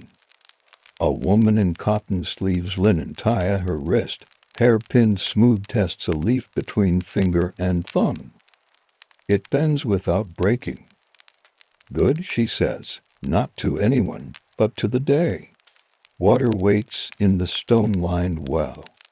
A wooden uke rests on the step, the shoulders still remembered in its curve. 2 ladles of rinsed rice water go into a basin to soften the sea salt's sternness later. A flat stone sits near the drain, its job the same every year, to keep the hose of rinsed leaves from learning to travel. On a low table, radishes watch with their tails cut short, white and green peeking from under cloth. A mortar holds garlic cloves that smell like warmth before warmth exists. Gochugaru the red pepper flake rests in a wide bowl like a field at dusk. The first task is rinsing. The salted halves wake with water. Hands slide leaves open like pages. Rinse, lift, press, let go. The sound is a soft murmur, water poured from a ladle, the wet sigh of leaves, a drip counting itself down to the drain. Each half is turned over the basin and pressed with palms so the brine that did its work can leave with thanks. Not wrung, just persuaded. The outer leaves shine, the inner ones keep a matte dignity. Radishes become thin moons. A knife with a straight back moves in an easy wrist, not hurried, not slow, just sure. The boards are damp but cooperative. Slices fall into a shallow tub and answer with a sound like small shells. Green scallion threads join them, long and thin as grass. Garlic becomes paste under the pestle, ginger leans in with its steady perfume. Fish sauce adds a breath of the sea measured with a ladle that knows moderation. On cold days, smells travel like bells.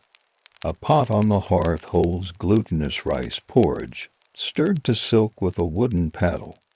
The porridge glows pale and innocent. When it is cool enough to be friendly, it meets pepper in the wide bowl. The red wakes first as a promise, then as a color. A wooden spoon stirs the mixture and turns the bowl into a sunset, the edges stained high. Salt joins through the fingers, throwing and catching tiny crystals that agree to disappear. Sliced radish moons and scallion threads sink into this red like fish into a shallow stream. The sauce becomes a conversation thick, speckled alive. The courtyard holds its sound like a good jar holds headspace. From the lane beyond the gate, a vendor's cry drifts once and is gone. The winter air makes even distant footsteps sound honest. One of the ongi lids pings faintly as sun touches it. Clay remembers heat and speaks. A child brings a wicker mat and spreads it near the lowest step. Emptied baskets rest there, a place for finished halves to wait without learning to sag. Leaves ask for kindness from the inside out. A leaf is lifted. The red sauce meets it with a brush of the hand, love or bear according to habit. Some prefer cotton gloves so the pepper's opinion stays in the bowl. Some prefer skin reading the mix directly. Today the hands choose cotton. The sauce travels from root to tip, thin on the outer leaves, generous in the thick ribs where cold likes to hide. Each layer receives its turn. The palm presses, the fingers coax. Radish threads settle like straw in a mattress. When the leaf family is seasoned, the head is folded back into itself, tidy like a book closed with a ribbon inside. The ongi jars are ready because someone made them ready in the week before. Rinsed, dried in sun, aired to lose the last kiln memory, rubbed inside with a brine cloth to wake the glaze. Their shoulders are wide for filling, their bellies round to hold a season without argument. A stone weight waits beside each lid, wrapped in old linen so it will not abrade. A brush and inkstone sit on a tray for the marks that tell jars who they are.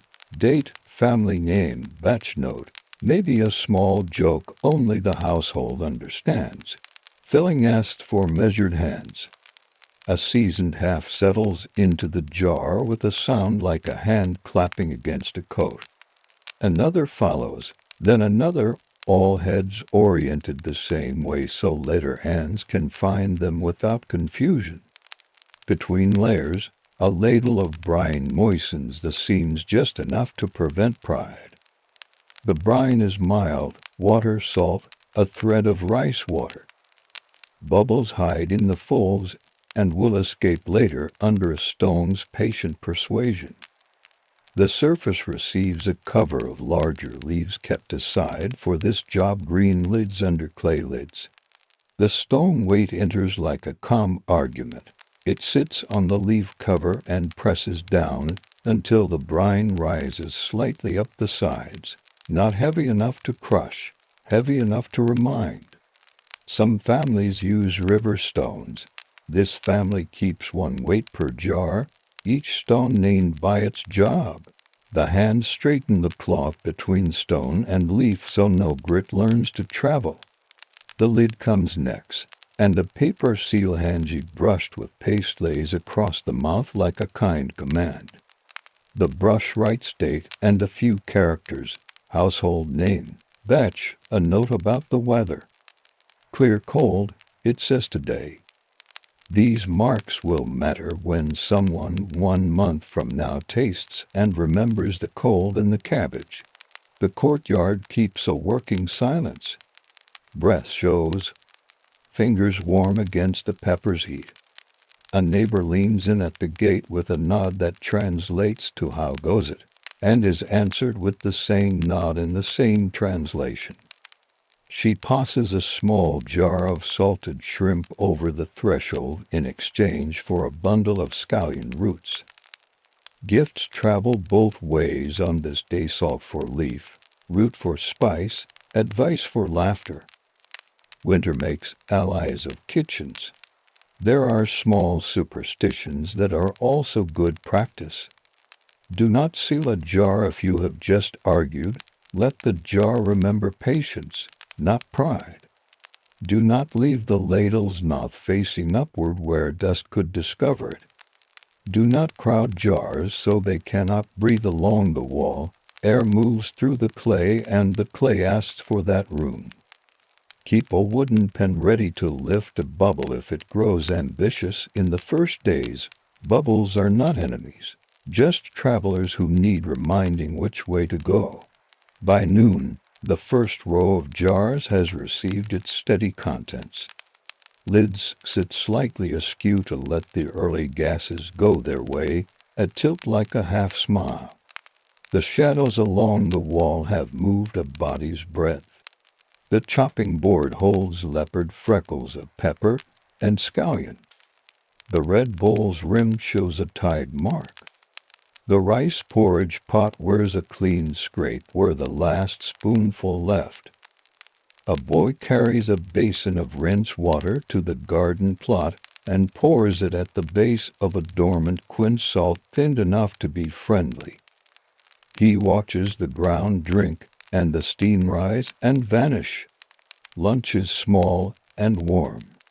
A ladle of broth, a bowl of rice, a dish with the first tasting of today's work, one leaf only folded, hesitant, bright with garlic and sea and winter promise. It is not finished food, it is the idea of food beginning. It wakes the tongue as the courtyard air wakes the skin. The woman smiles with one corner of her mouth, the way someone smiles when a plan agrees to be a plan. Afternoon waits by the gate. More leaves, more sauce, more jars. The work repeats without becoming repetition. Hands will learn a slower patience as the sun slides. The stone weights will take their places in a procession. The brush will write more dates. Courtyard will gather a smell that is not strong, not shy, just accurate. Afternoon steps into the courtyard with a steady foot. Light turns from white to a warmer, grain-like color. Breath softens. The rows of ongi along the wall look almost musical, rounded bodies at slightly different heights, lids tilted like notes held between beats. The work finds its pace the way sweeping finds the long stroke. Seasoning continues from court to leaf with the same quiet grammar. A cabbage half opens in the hands like a book that has been read many winters. Fingers slide sauce along the thick ribs first, where cold likes to keep its house. The mixture has rested and deepened since morning. Red pepper shows tiny darker flecks where it has married the porridge. Garlic and ginger glow more confidently. Slices of radish, crisp and pale, settle in layers, as if they were writing soft lines across the leaves. Scallion threads draw green commas. Hands fold the head back into a neat bundle. Palm presses once at the base. Thumbs tuck a leaf edge under like a ribbon. The bundle sits for a breath, then joins its kin in a waiting basket. Brian learns adjustments in small bowls. One bowl is strong for a batch that rinse too eagerly. Another is mild for tender leaves that already bowl. A spoon of rice water smooths the strong bowl.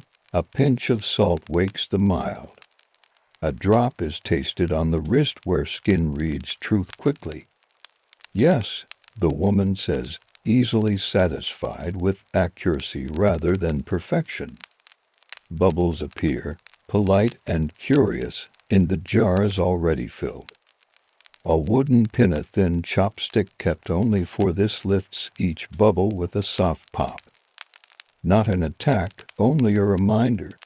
The stone weight answers by settling a hair deeper. Brian rises a finger along the inner wall, then sinks back to its home level. The paper seal remains unglued for now. Paste waits in the dish. Brush resting bristle up so that will not learn a bad bend.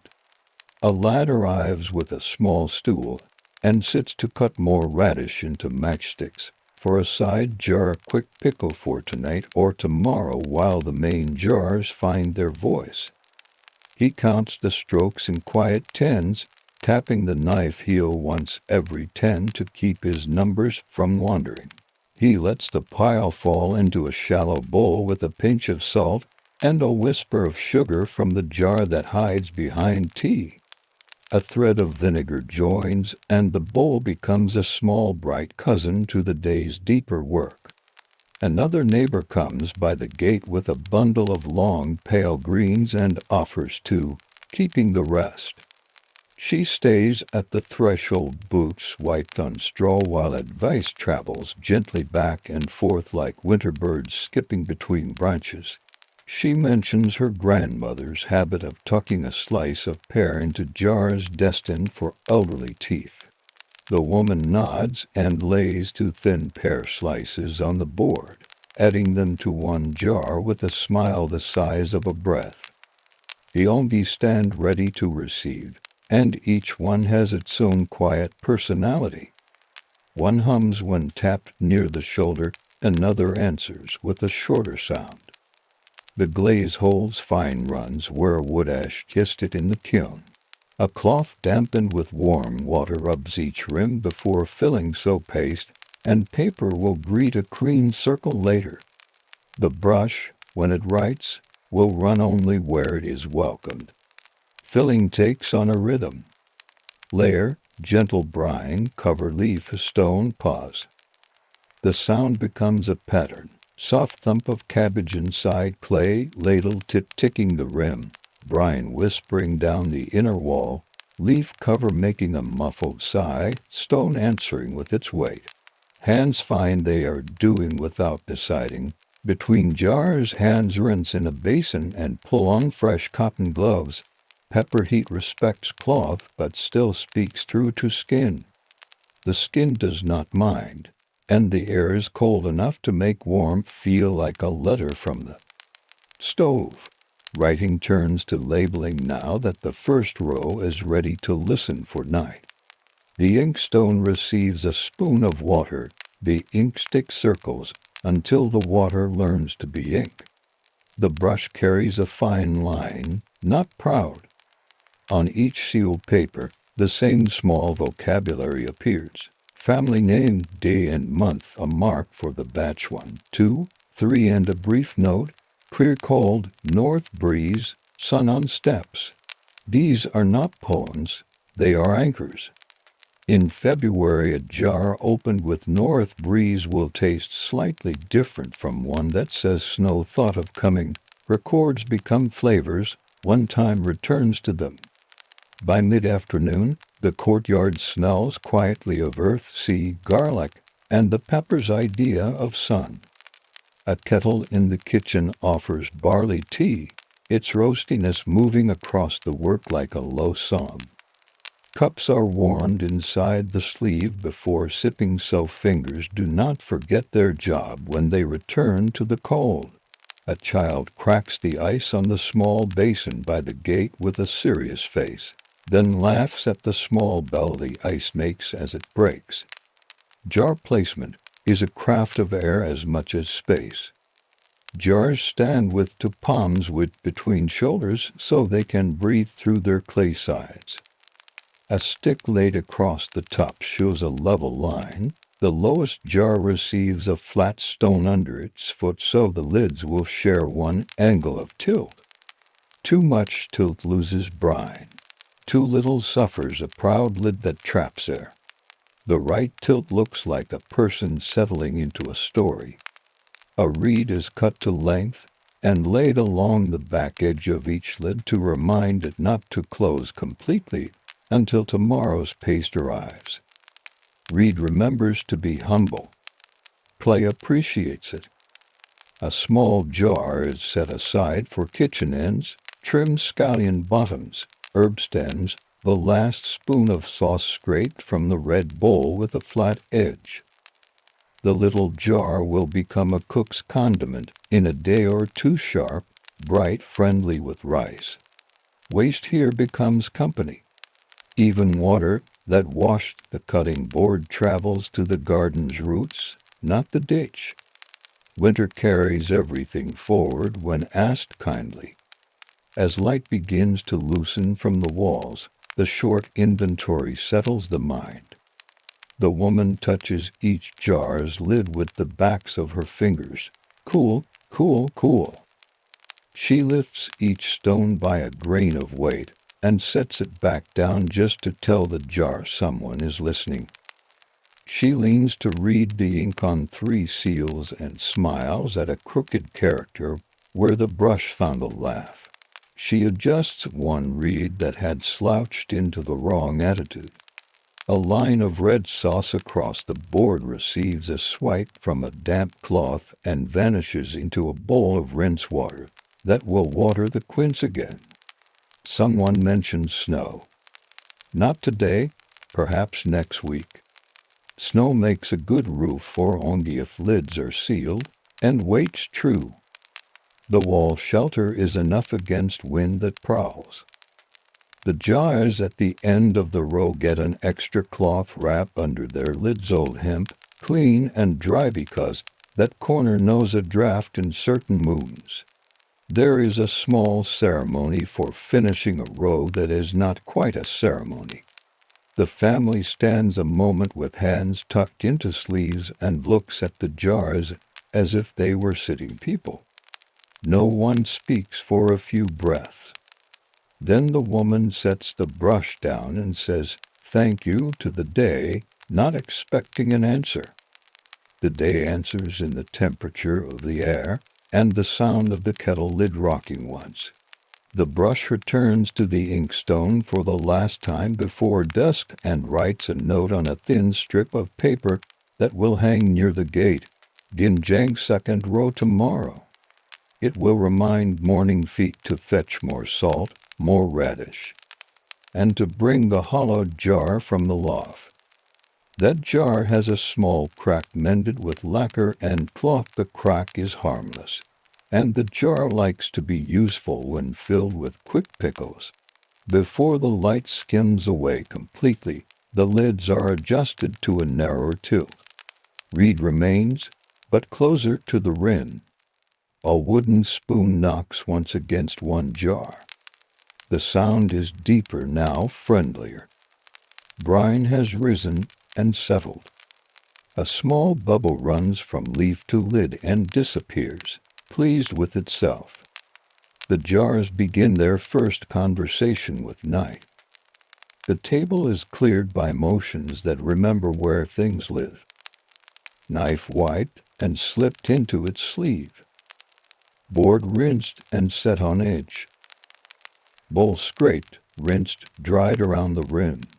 Pepper flakes brushed from the mat with a straw broom into a pan for the fire. Smoke will carry a faint story to the alley, and someone will smell winter becoming winter. Supper is the house's low voice. Barley rice, a half ladle of soup, a dish of the quick radish that the lad made, the piece of grilled mackerel that ignores the season by smelling like a small sea, and a leaf of the new kimchi, not yet itself, but very promising. The family eats without hurry, talking in a way that lets silence have equal time. A lid pings once on the wall like a tiny bell to say something has settled well. Evening stands by the gate with a pale coin of moon. Hands grease with sesame oil so Pepper will say goodbye more easily. The last basin of water makes its trip to the quince. The broom leans where it began. The inkstone lid finds its mate. The brush, washed, stands bristle up to sleep straight. The paper seals, still dry, rest on a board where no draught will teach them mischief. The courtyard becomes a clean stage with the jars as actors who have learned their first lines. Breath meets air and leaves no cloud now that work is done. The stones remember feet. The wall remembers sun. The ongi remember clay. Dawn arrives as a thin ribbon of milk along the courtyard wall. Frost has written a film on the step, not a crust, just a reminder. The gate lifts its wooden bar without complaint. Breath shows again, then thins as the kitchen fire wakes, and the kettle begins a small talk that makes the air feel companionable. The ongi lids hold last night's tilt, each with its reed like a straw tucked behind an ear. Everything looks as if it paused, not as if it stopped. First checks begin with listening. The woman walks the row and bends an ear toward each jar. Clay gives back a sound when touched with a knuckle hollow yesterday, now a tone a shade deeper. She accepts this new note the way a mother accepts the child's morning voice. She presses lightly on a stone weight. It yields not at all and yet seems to agree. She lifts the reed at the first jar a finger's breadth to see if bubbles have staged a parade. A few rise, modest and quick, then disappear. She smiles at their manners. Brine is tasted with a wooden spoon held for this alone. The spoon kneads the liquid just below the leaf cap, then touches the side of the bowl to knock a drop free. She rests the drop on the inside of her wrist, where skin reads more plainly than tongue. Salt speaks cleanly. Not shy, not stern. The spoon travels to lips next, and the sip tells of Pepper's promise and garlic's intention. The word good leaves her mouth like breath, and does not need telling to anyone. She adds a spoonful of rice water to one jar whose brine felt a thought pushy. She adds a pinch of salt to another whose leaves drank very well in the night. Each jar receives its kindness, and then its lid returns to yesterday's tilt. Paste is readied while steam from the kettle makes the brush hand warmer. Flour, water, a brief simmer, a minute of cooling with a slow stir. The paste thickens to the memory of porridge. The inkstone sleeps, the brush wakes. Paper seals lie on a board with their top edges turned under slightly so fingers can find them without hunting. Today we seal, she says, and the words feel ceremonial because the jars have already earned them. Before sealing, a small custom. A coal from the hearth is pinched, dipped quickly in brine, and set on a saucer to smoke a filament of sweet salty scent. The smoke curls for a count of 12, then dies. No belief is attached. It is a habit that tells hands to be steady and quiet. Another habit follows each person present smooths the front of their jacket with a palm to press away any crease of hurry. Sealing is not hurry.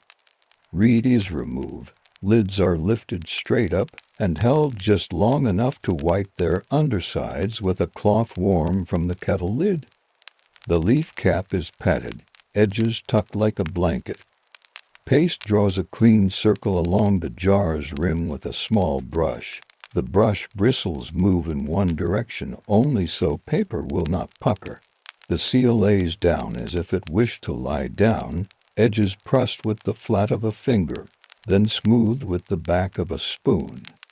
The spoon makes that soft, quick sound of paste choosing a home. The woman writes the day's character on the topmost corner, just one seal. It will look ordinary next month and important today. Stones are set again, a fraction truer now that lids lie full.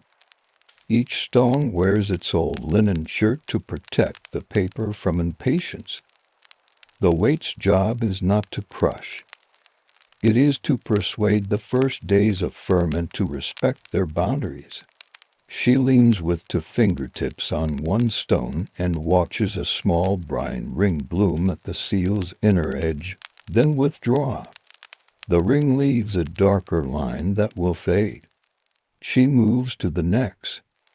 The courtyard keeps time with these small halos. A jar whose shoulder showed a fine glaze run becomes the morning's teacher. The run looks like a tear frozen halfway down. She pats the spot with a dry cloth, not to erase, but to say, "I see you." This jar will live in the rollaway from the sunniest patch. Clay there stayed slightly warmer in summer and remembers still. The family knows which jars prefer which shade. Placements pass from mouth to mouth as if they were directions to a spring. A boy appears with a short ladder and a bundle of straw rope. He ties a simple belt around each lid to turns, flat knot tails cut modestly so wind in certain moods cannot tease lids to wander. The rope sits against play without cutting. He tucks one tail under so that will not tell mice to explore. He steps down, dusts his hands, and looks toward the quince. Frost has melted around its base where last night's water gave kindness. He nods to the tree like a neighbor. One jar is ready to move to the back row, where jars that will open later in winter like to wait. Moving a jar is also a craft.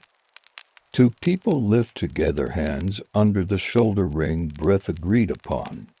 The jar lifts a finger from the stone walkway, then crosses with tiny steps, then sets down in a sigh that seems to belong to the stone and the jar together. A folded cloth pad under 1 foot corrects a tiny tilt the ground wanted. The roll looks satisfied when seen from the gate. A few leaves remain from yesterday's trimming, a small bowl of greens crisp with salt and a hint of red. They meet a spoon of sesame oil, a sprinkle of roasted seeds, and soft tofu cubes cut with a wire. This becomes the morning's spoonful for tasting salt while sealing continues. Work that includes brief food teaches better patience. Tea arrives in cups warmed in sleeves again, barley and a hint of something like the memory of smoke. Common sense walks with superstition. No jar is sealed while a coral hangs in the air. Nothing has argued this morning, but the rule is acknowledged with quiet hums instead of talk. Shoes stay outside the inner step during sealing, not because of dust, but because solemn feet have an easier time when they feel the stones cold. Children are welcome to watch but are given a string to hold. Their fingers stay busy and out of paste. These are old house rules, and they make the work feel older than the people. Writing returns as the paste dries. The brush makes its narrow lines, date, household name, batch mark. On one seal, The woman adds two smaller characters. Pear slice. The neighbor's suggestion deserves a record. On another, she draws a dot at the lower right, her own mark for open first in the second month. Seals become a map for future afternoons when the snow has a voice. The wall behind the jars receives its winter attention. A straw screen is lifted into place along the north stretch where wind prowls. The screen breathes and bends, not a wall but a companion. It breaks the edge of moving air without insult. The boy pats the base with his palm to seek the posts. A cat appears on top of the screen, tests its spring, decides to be dignified elsewhere, and leaves the scene as if that had been the plan.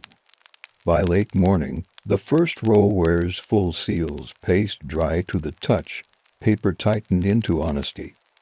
Lids now sit flat, stones true, ropes tied. The jars look less like questions and more like promises. A jar near the kitchen door receives a small wooden tag hanging from its rope. Today's tasting, because guests will come through winter and the house will offer them a leaf with rice and warmth. Hospitality is stored with the food, not fetched from outside. The cutting board sings a different, lighter note as it is rinsed and stood on edge to dry. The red bowl rests with a thin sheen of oil rubbed over its rim so pepper will not stain too eagerly next time. The mortar for garlic is turned mouth down on the shelf. The brush bristles stand up to keep their memory straight. The paste pot wears a cloth cap tied with a narrow band of paper that will tear cleanly later. Now the jars begin their first real rest. Ferment will whisper in the warm hours and quiet in the cold. The family checks one more time by the gentlest measure against lid, the sound like a cat's purr far away. Good, the woman says again, this time to the jars who do not mind being praised. A small custom closes the ceiling, a line of salt scattered very thinly along the threshold, then brushed away with the straw broom in one long stroke. The broom leans back in its corner. Pleased to return to watching, a paper note hangs near the gate. Second row this afternoon more. Salt, more radish, more leaves. The ink dries to a humble gray. Midday arrives with a blue so clear that clay looks almost purple. The quince at the garden edge holds a bead of water at the tip of one twig, trembling and not dropping. The Ongdi stand shoulder to shoulder, their bellies learning the language they'll speak all winter, inside the kitchen. Rice finishes its gentle boil. Outside, air holds still, listening. What remains for the day is more of the same, and that is the comfort. Leaves, sauce, brine, stone, seal. Hands pause, breath, look. A winter's worth of quiet meals begins with repeated motions and the lightest possible pressure of a spoon. Late day folds itself over the courtyard like a well-worn coat. Sun slides to the right edge of the wall and paints the ongi bellies with a slow amber. The air holds steady. From the lane, a cart passes once with a wheel that knows how to disagree without complaint. Inside the gate, the work continues in the same sentence it began with. Leaves, sauce, brine, leaf cover, stone, seal, each word spoken softly by the hands. Finished jars begin their quiet migration. A pair of padded slings, simple cloth bands looped under a jar's shoulder, let two people lift together without cradling the glaze. They agree on breath. Up, says one almost in a whisper. The jar rises a finger's breadth, crosses 3 shallow steps, and settles on a waiting flat stone in the back row. There it will learn winter's slower grammar. A folded mat rides under one foot to correct the small persuasion of an uneven flagstone. The jar answers with a satisfying timbre when its side is tapped, not hollow, not dull, something like a drum that has made peace with quiet. Straw screens are adjusted as the sun decides how long to stay. The north run keeps its shelter. A second, lower screen joins the west corner where wind sometimes slides. Posts set into packed earth accept their crossbars with a thump that is more assurance than noise. The straw wears its own faint fragrance, grass and summer warming the air that will curl behind it in a night breeze. A cat steps onto the lower brace and makes a small parade round of it, placing paws with theatrical care. No one interrupts. Cats require their ceremony. Record-keeping grows into a small ritual that feels older than any household. Thin slips of paper, cut with a straight edge, receive narrow brush lines. Batch 3 clear cold west wall pear slice. Another reads, Batch 4 north screen strong brine open after first snow. The slips hang on a small pegboard near the inner door, grouped by row, then by jar. A child who has learned his numbers, but not yet all his characters, finds his way among the slips by the simple shapes beside each line, a circle, a square, a triangle, a little moon. The woman lets him choose today's moon to add beside pear slice, and he draws it carefully, mouth open in concentration. Inside the kitchen, pork simmers in a wide pot belly and shoulder rinsed, then brought to a calm bubble with a handful of leeks and 2 coins of ginger. The pot does not argue with heat, it murmurs. This is not feast, only the old custom of tasting first-day kimchi with warm meat and rice. Steam meets the courtyard with an announcement that feels like a promise kept. A few slices will come out later and sit beside fresh leaves, salt-washed and red-brushed. Together they will tell the tongue what winter intends. Back along the wall, lid tilts become lid lays. Paste from the morning has tightened into a friendly bond. Paper edges sit flat and troubled. One jar shows a tiny wrinkle that seals it, edge where paste found a rough spot. The brush returns, dampened, and the wrinkle smooths under its back like a crease on a sleeve. A rope belt's knot is pressed flatter with the thumb, tails point down, modest and tidy. The stone weight gets a 2-finger greeting. Brine stays at the ring where it should. The jars look capable of waiting. Jars that will open sooner take the front row. Their seals carry a dot in the lower right. Jars met for the second month carry a short line. The third month earns a triangle. No one needs a calendar if jars can speak. A small wooden tablet, hung from a peg by the gate, sketches the courtyard like a map. 9 circles for the front row, 9 for the back, angles for screens, a small square for the quince. Beside each circle, a mark. The tablet is wiped and redrawn each year. The old lines live in the wood, faint and steady under the fresh charcoal. The red bowl receives its last batch of the day, radish threads, scallion, garlic paste, pepper, fish sauce, and 1 spoon of cooled porridge. The spoon turns slowly, the mixture deepens, as if the day tilted into it. The last cabbages open and accept their share. Gloves are changed twice. Cotton carries pepper's memory, but does not impose it. When the final half folds into itself, the bowl's rim shows a tide mark that looks proud of itself. The board is rinsed and set on edge to dry, its grain shining a little like clean hair. In the lull before sealing the last few jars, the family sits on low stools with bowls of barley tea. The tea tastes of old roofs and patience. The boy brings the small jar of quick radish made yesterday and places a dish beside the tea. A single leaf of the day's kimchi, not yet soured, joins it. The leaf breaks with a damp, crisp sound and tastes like garlic walking politely with salt and a little sun pretending to be pepper. The radish clicks under teeth like small bells. Someone says, "This will warm rice tonight." Someone else nods without moving the head much. Speech is smaller at this hour, but hearing is not. Sealing the last jars passes calmly.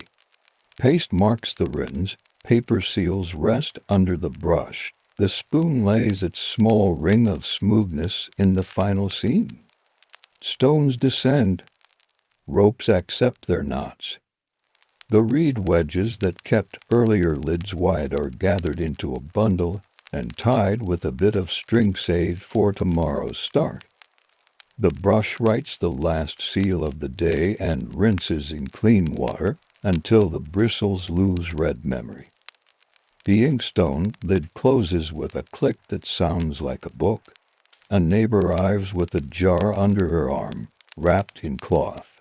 It holds Jetko salted shrimp, one ladle offered and accepted. In exchange, she receives a small plate of radish pickle and a promise of a jar in the second month. She stands in the gate and talks of frost patterns on her ease, of a cat that insists the warm tile by the hearth is its domain, of her aunt who believed a single jujube tucked beneath a jar's rope made ferment friendly. The woman smiles and tucks one dried jujube under a rope on the back row, not for the magic, but because the aunt's hands once taught her how to fold kimchi leaves without tearing them. Memory is a form of seasoning. Snow is discussed again, now with a sense of schedule. Perhaps after the next market day, someone guesses, eyes on the cloud's edge. If snow comes before the seals have fully learned their job, additional cloth will go beneath the lids if after snow may be allowed to sit and make a cold roof for a week. The straw screens will keep wind's opinions from becoming habits. The quince, the sleep at the garden edge, wears its thin twigs like lines drawn with a fine brush.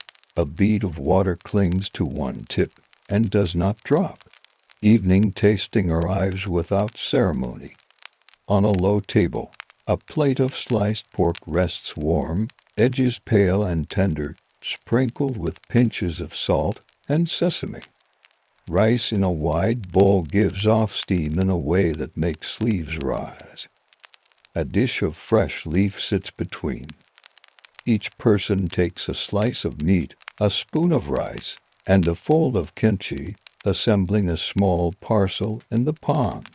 The bite is thoughtful rather than loud fat salt heat, and leaf meeting with the first idea of sour still a day away. Yes, says someone, and the yes includes jars, weather, and the taste of clay in the air. A second bite confirms, though confirmation was not needed. After supper, the courtyard receives its evening order. The broom makes one long path down the center, then shorter strokes across the work area. The last basins are poured at the quince and the strip of soil where spring onions sleep, cotton. Gloves are rinsed and hung near the kitchen's warm corner to dry into their own shapes. The red bowl's rin is rubbed with a little sesame oil to discourage pepper from clinging to marrow. The mortar is turned mouth downward. The knife slides into its sleeve. The small ladle that lived in brine all day spends a minute in warm water, then rests with its mouth facing the wall. The jars, now a chorus, feel like company rather than storage. Each wears its seal neatly. Each carries a stone that understands weight. Ropes lie modestly around necks. Screens break the first cool edge of evening. The boy tests one lid with the back of his fingers. It is cool and calm. He places his ear near it and imagines he hears a small faraway sound like bubbles remembering a river. A final look counts nothing and sees everything. The gate bar set on its pegs, the brush bristles pointing up, the inkstone lid closed, the paper slips aligned on their pegboard, the wooden courtyard map hung straight, the reed bundle tied and set where morning will reach for it, the small wooden tablet by the gate with second row lightly underlined. The woman smooths her sleeve with a palm as she did before sealing, a gesture that feels like punctuation. The moon lifts, not bright, but enough to draw a pale seam along the jar shoulders. Breath floats thinner now that work is finished. Someone touches the stone of the nearest jar once, as if patting a patient animal. The stone says nothing, which is right. Night will keep the jars company while ferment finds its legs. Tomorrow will repeat today's kindnesses and make you ones, more leaves, more labels.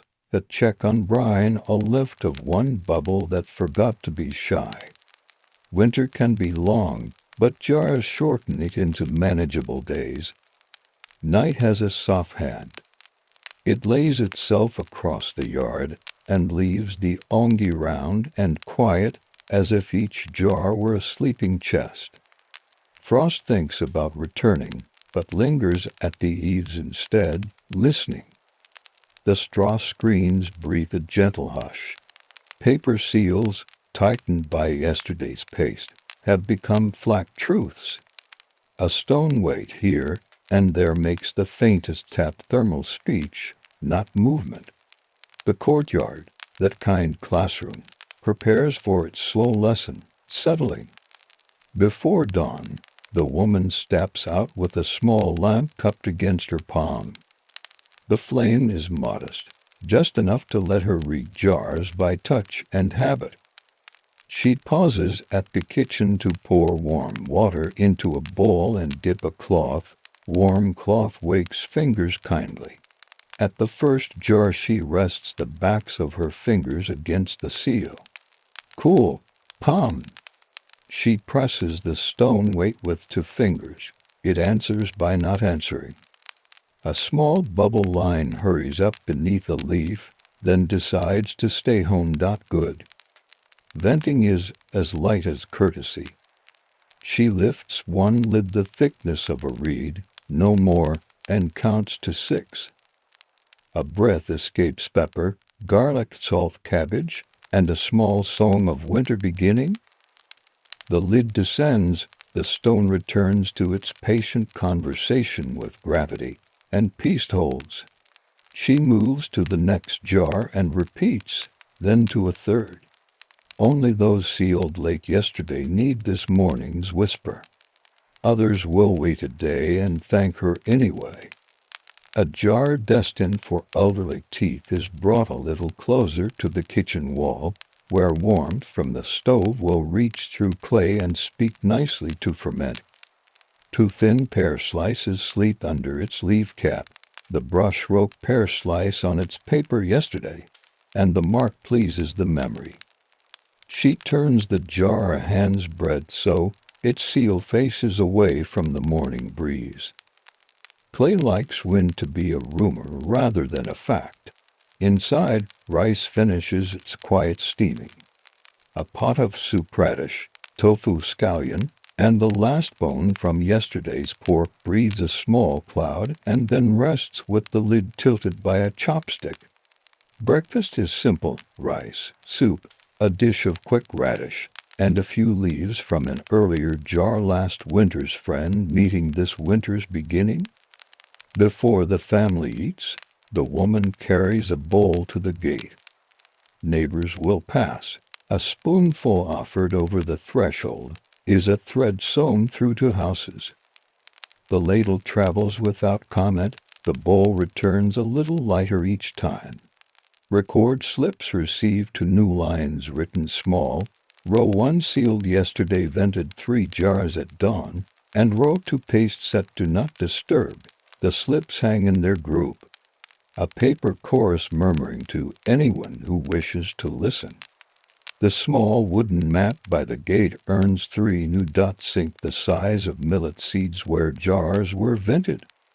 A child stands on a low stool to watch the brush make those tiny points, and then asks to hold the charcoal. He draws a very small bird in the corner. The bird looks ready to fly but agrees to stay put.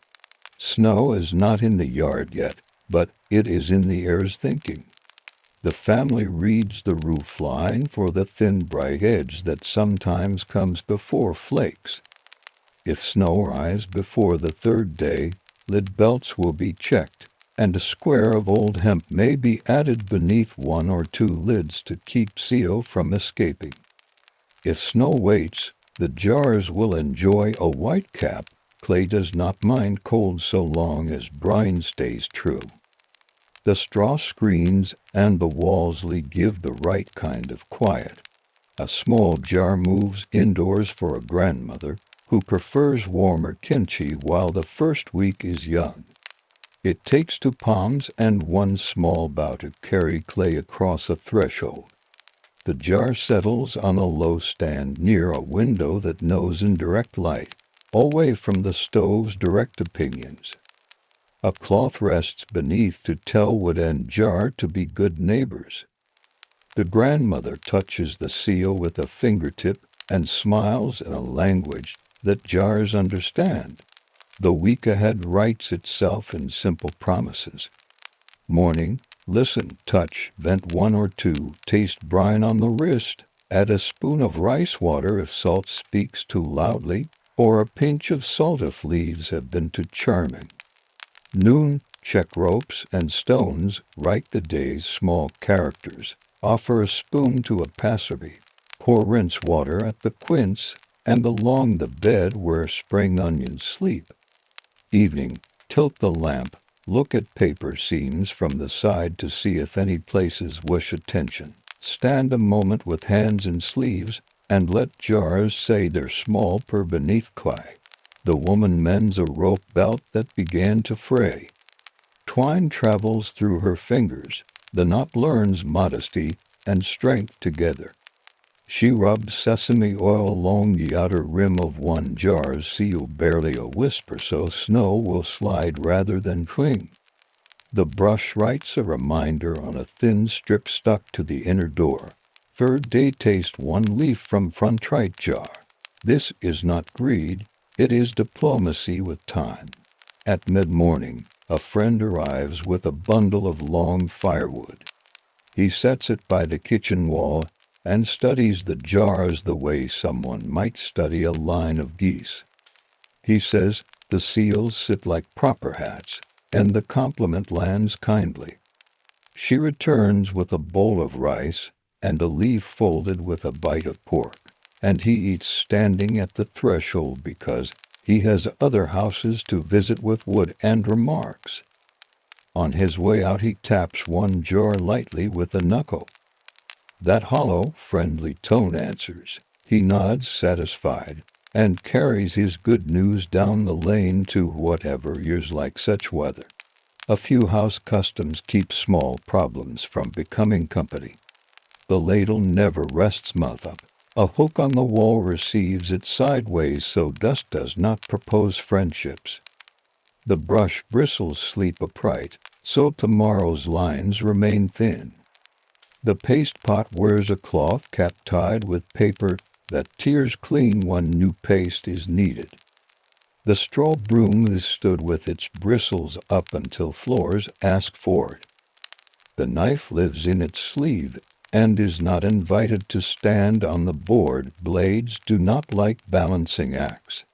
Toward afternoon, sun and cold agree to a truce the color of brass. The straw screens throw a pleasant, watery shadow across the jars. The boy brings a low stool and sits to cut chives for dinner, small circles that fall like green coins. He counts 100 and stops because the bowl is full enough. He asks if the jars make noise inside. Sometimes, the woman answers, and invites him to lay an ear against one. He hears something faint like rain very, very far away. It is enough to make him smile in his eyes. A neighbor returns the bowl from morning's threshold with a pinch of roasted barley to say thank you. The bowl, still warm in memory, goes back on the shelf with its mouth turned down. Dishes that travel return happy when turned that way. The cat decides the reed bundle is a toy and is negotiated with gently until it is reminded of its other duties. Sunspot, fence post supervisor of sparrows. It accepts the change of occupation and sits on the step as if that had been its intention.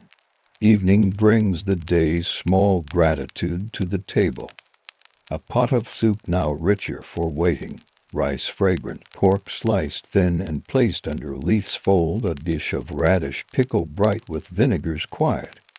The family eats, sometimes speaking, sometimes not. They pause occasionally to listen to the yard the way you listen to a friend's breathing. Outside, a jar gives one faint ping as clay cools and shrugs into night. The sound belongs to winter. After supper, paste seams get one last glance. No lifted edges, no proud corners. Rope belts lie tame. Stone waits wear their old linen shirts and will not ask for anything until morning. A small candle is lit and set on the step for a minute, not doctrine, simply a way to tell the courtyard that the day thanks it. The candle is pinched out, and the thumb smells of smoke, sesame, and winter leaf. The gate bar settles into its brackets with the right wooden note. Breath in the yard is white again. The quince holds one more drop of water and does not let it fall. Yonggi, patient company, turn the day's busy hands into the week's quiet work. Inside each jar, pepper and leaf become neighbors, garlic and salt write long sentences. Brian learns the grammar of sour that feels like warmth when the air is cold. The woman lingers a moment longer with her palm on one lid, as she might rest a hand on a sleeping child's back, feeling comfort and giving it. She smooths her sleeve, the same finishing gesture she used yesterday and the day before, a period at the end of work. She steps inside and leaves the yard to its gentle noises. These jars will keep the house fed when snow decides to practice its handwriting on tiles and screens. They will open for guests and for quiet bowls, for a child's quick bite and an elder's careful one. They are winter's slow stove, warm without fire. Now these stories will keep you company as you rest. Thank you for listening, and sweet dreams.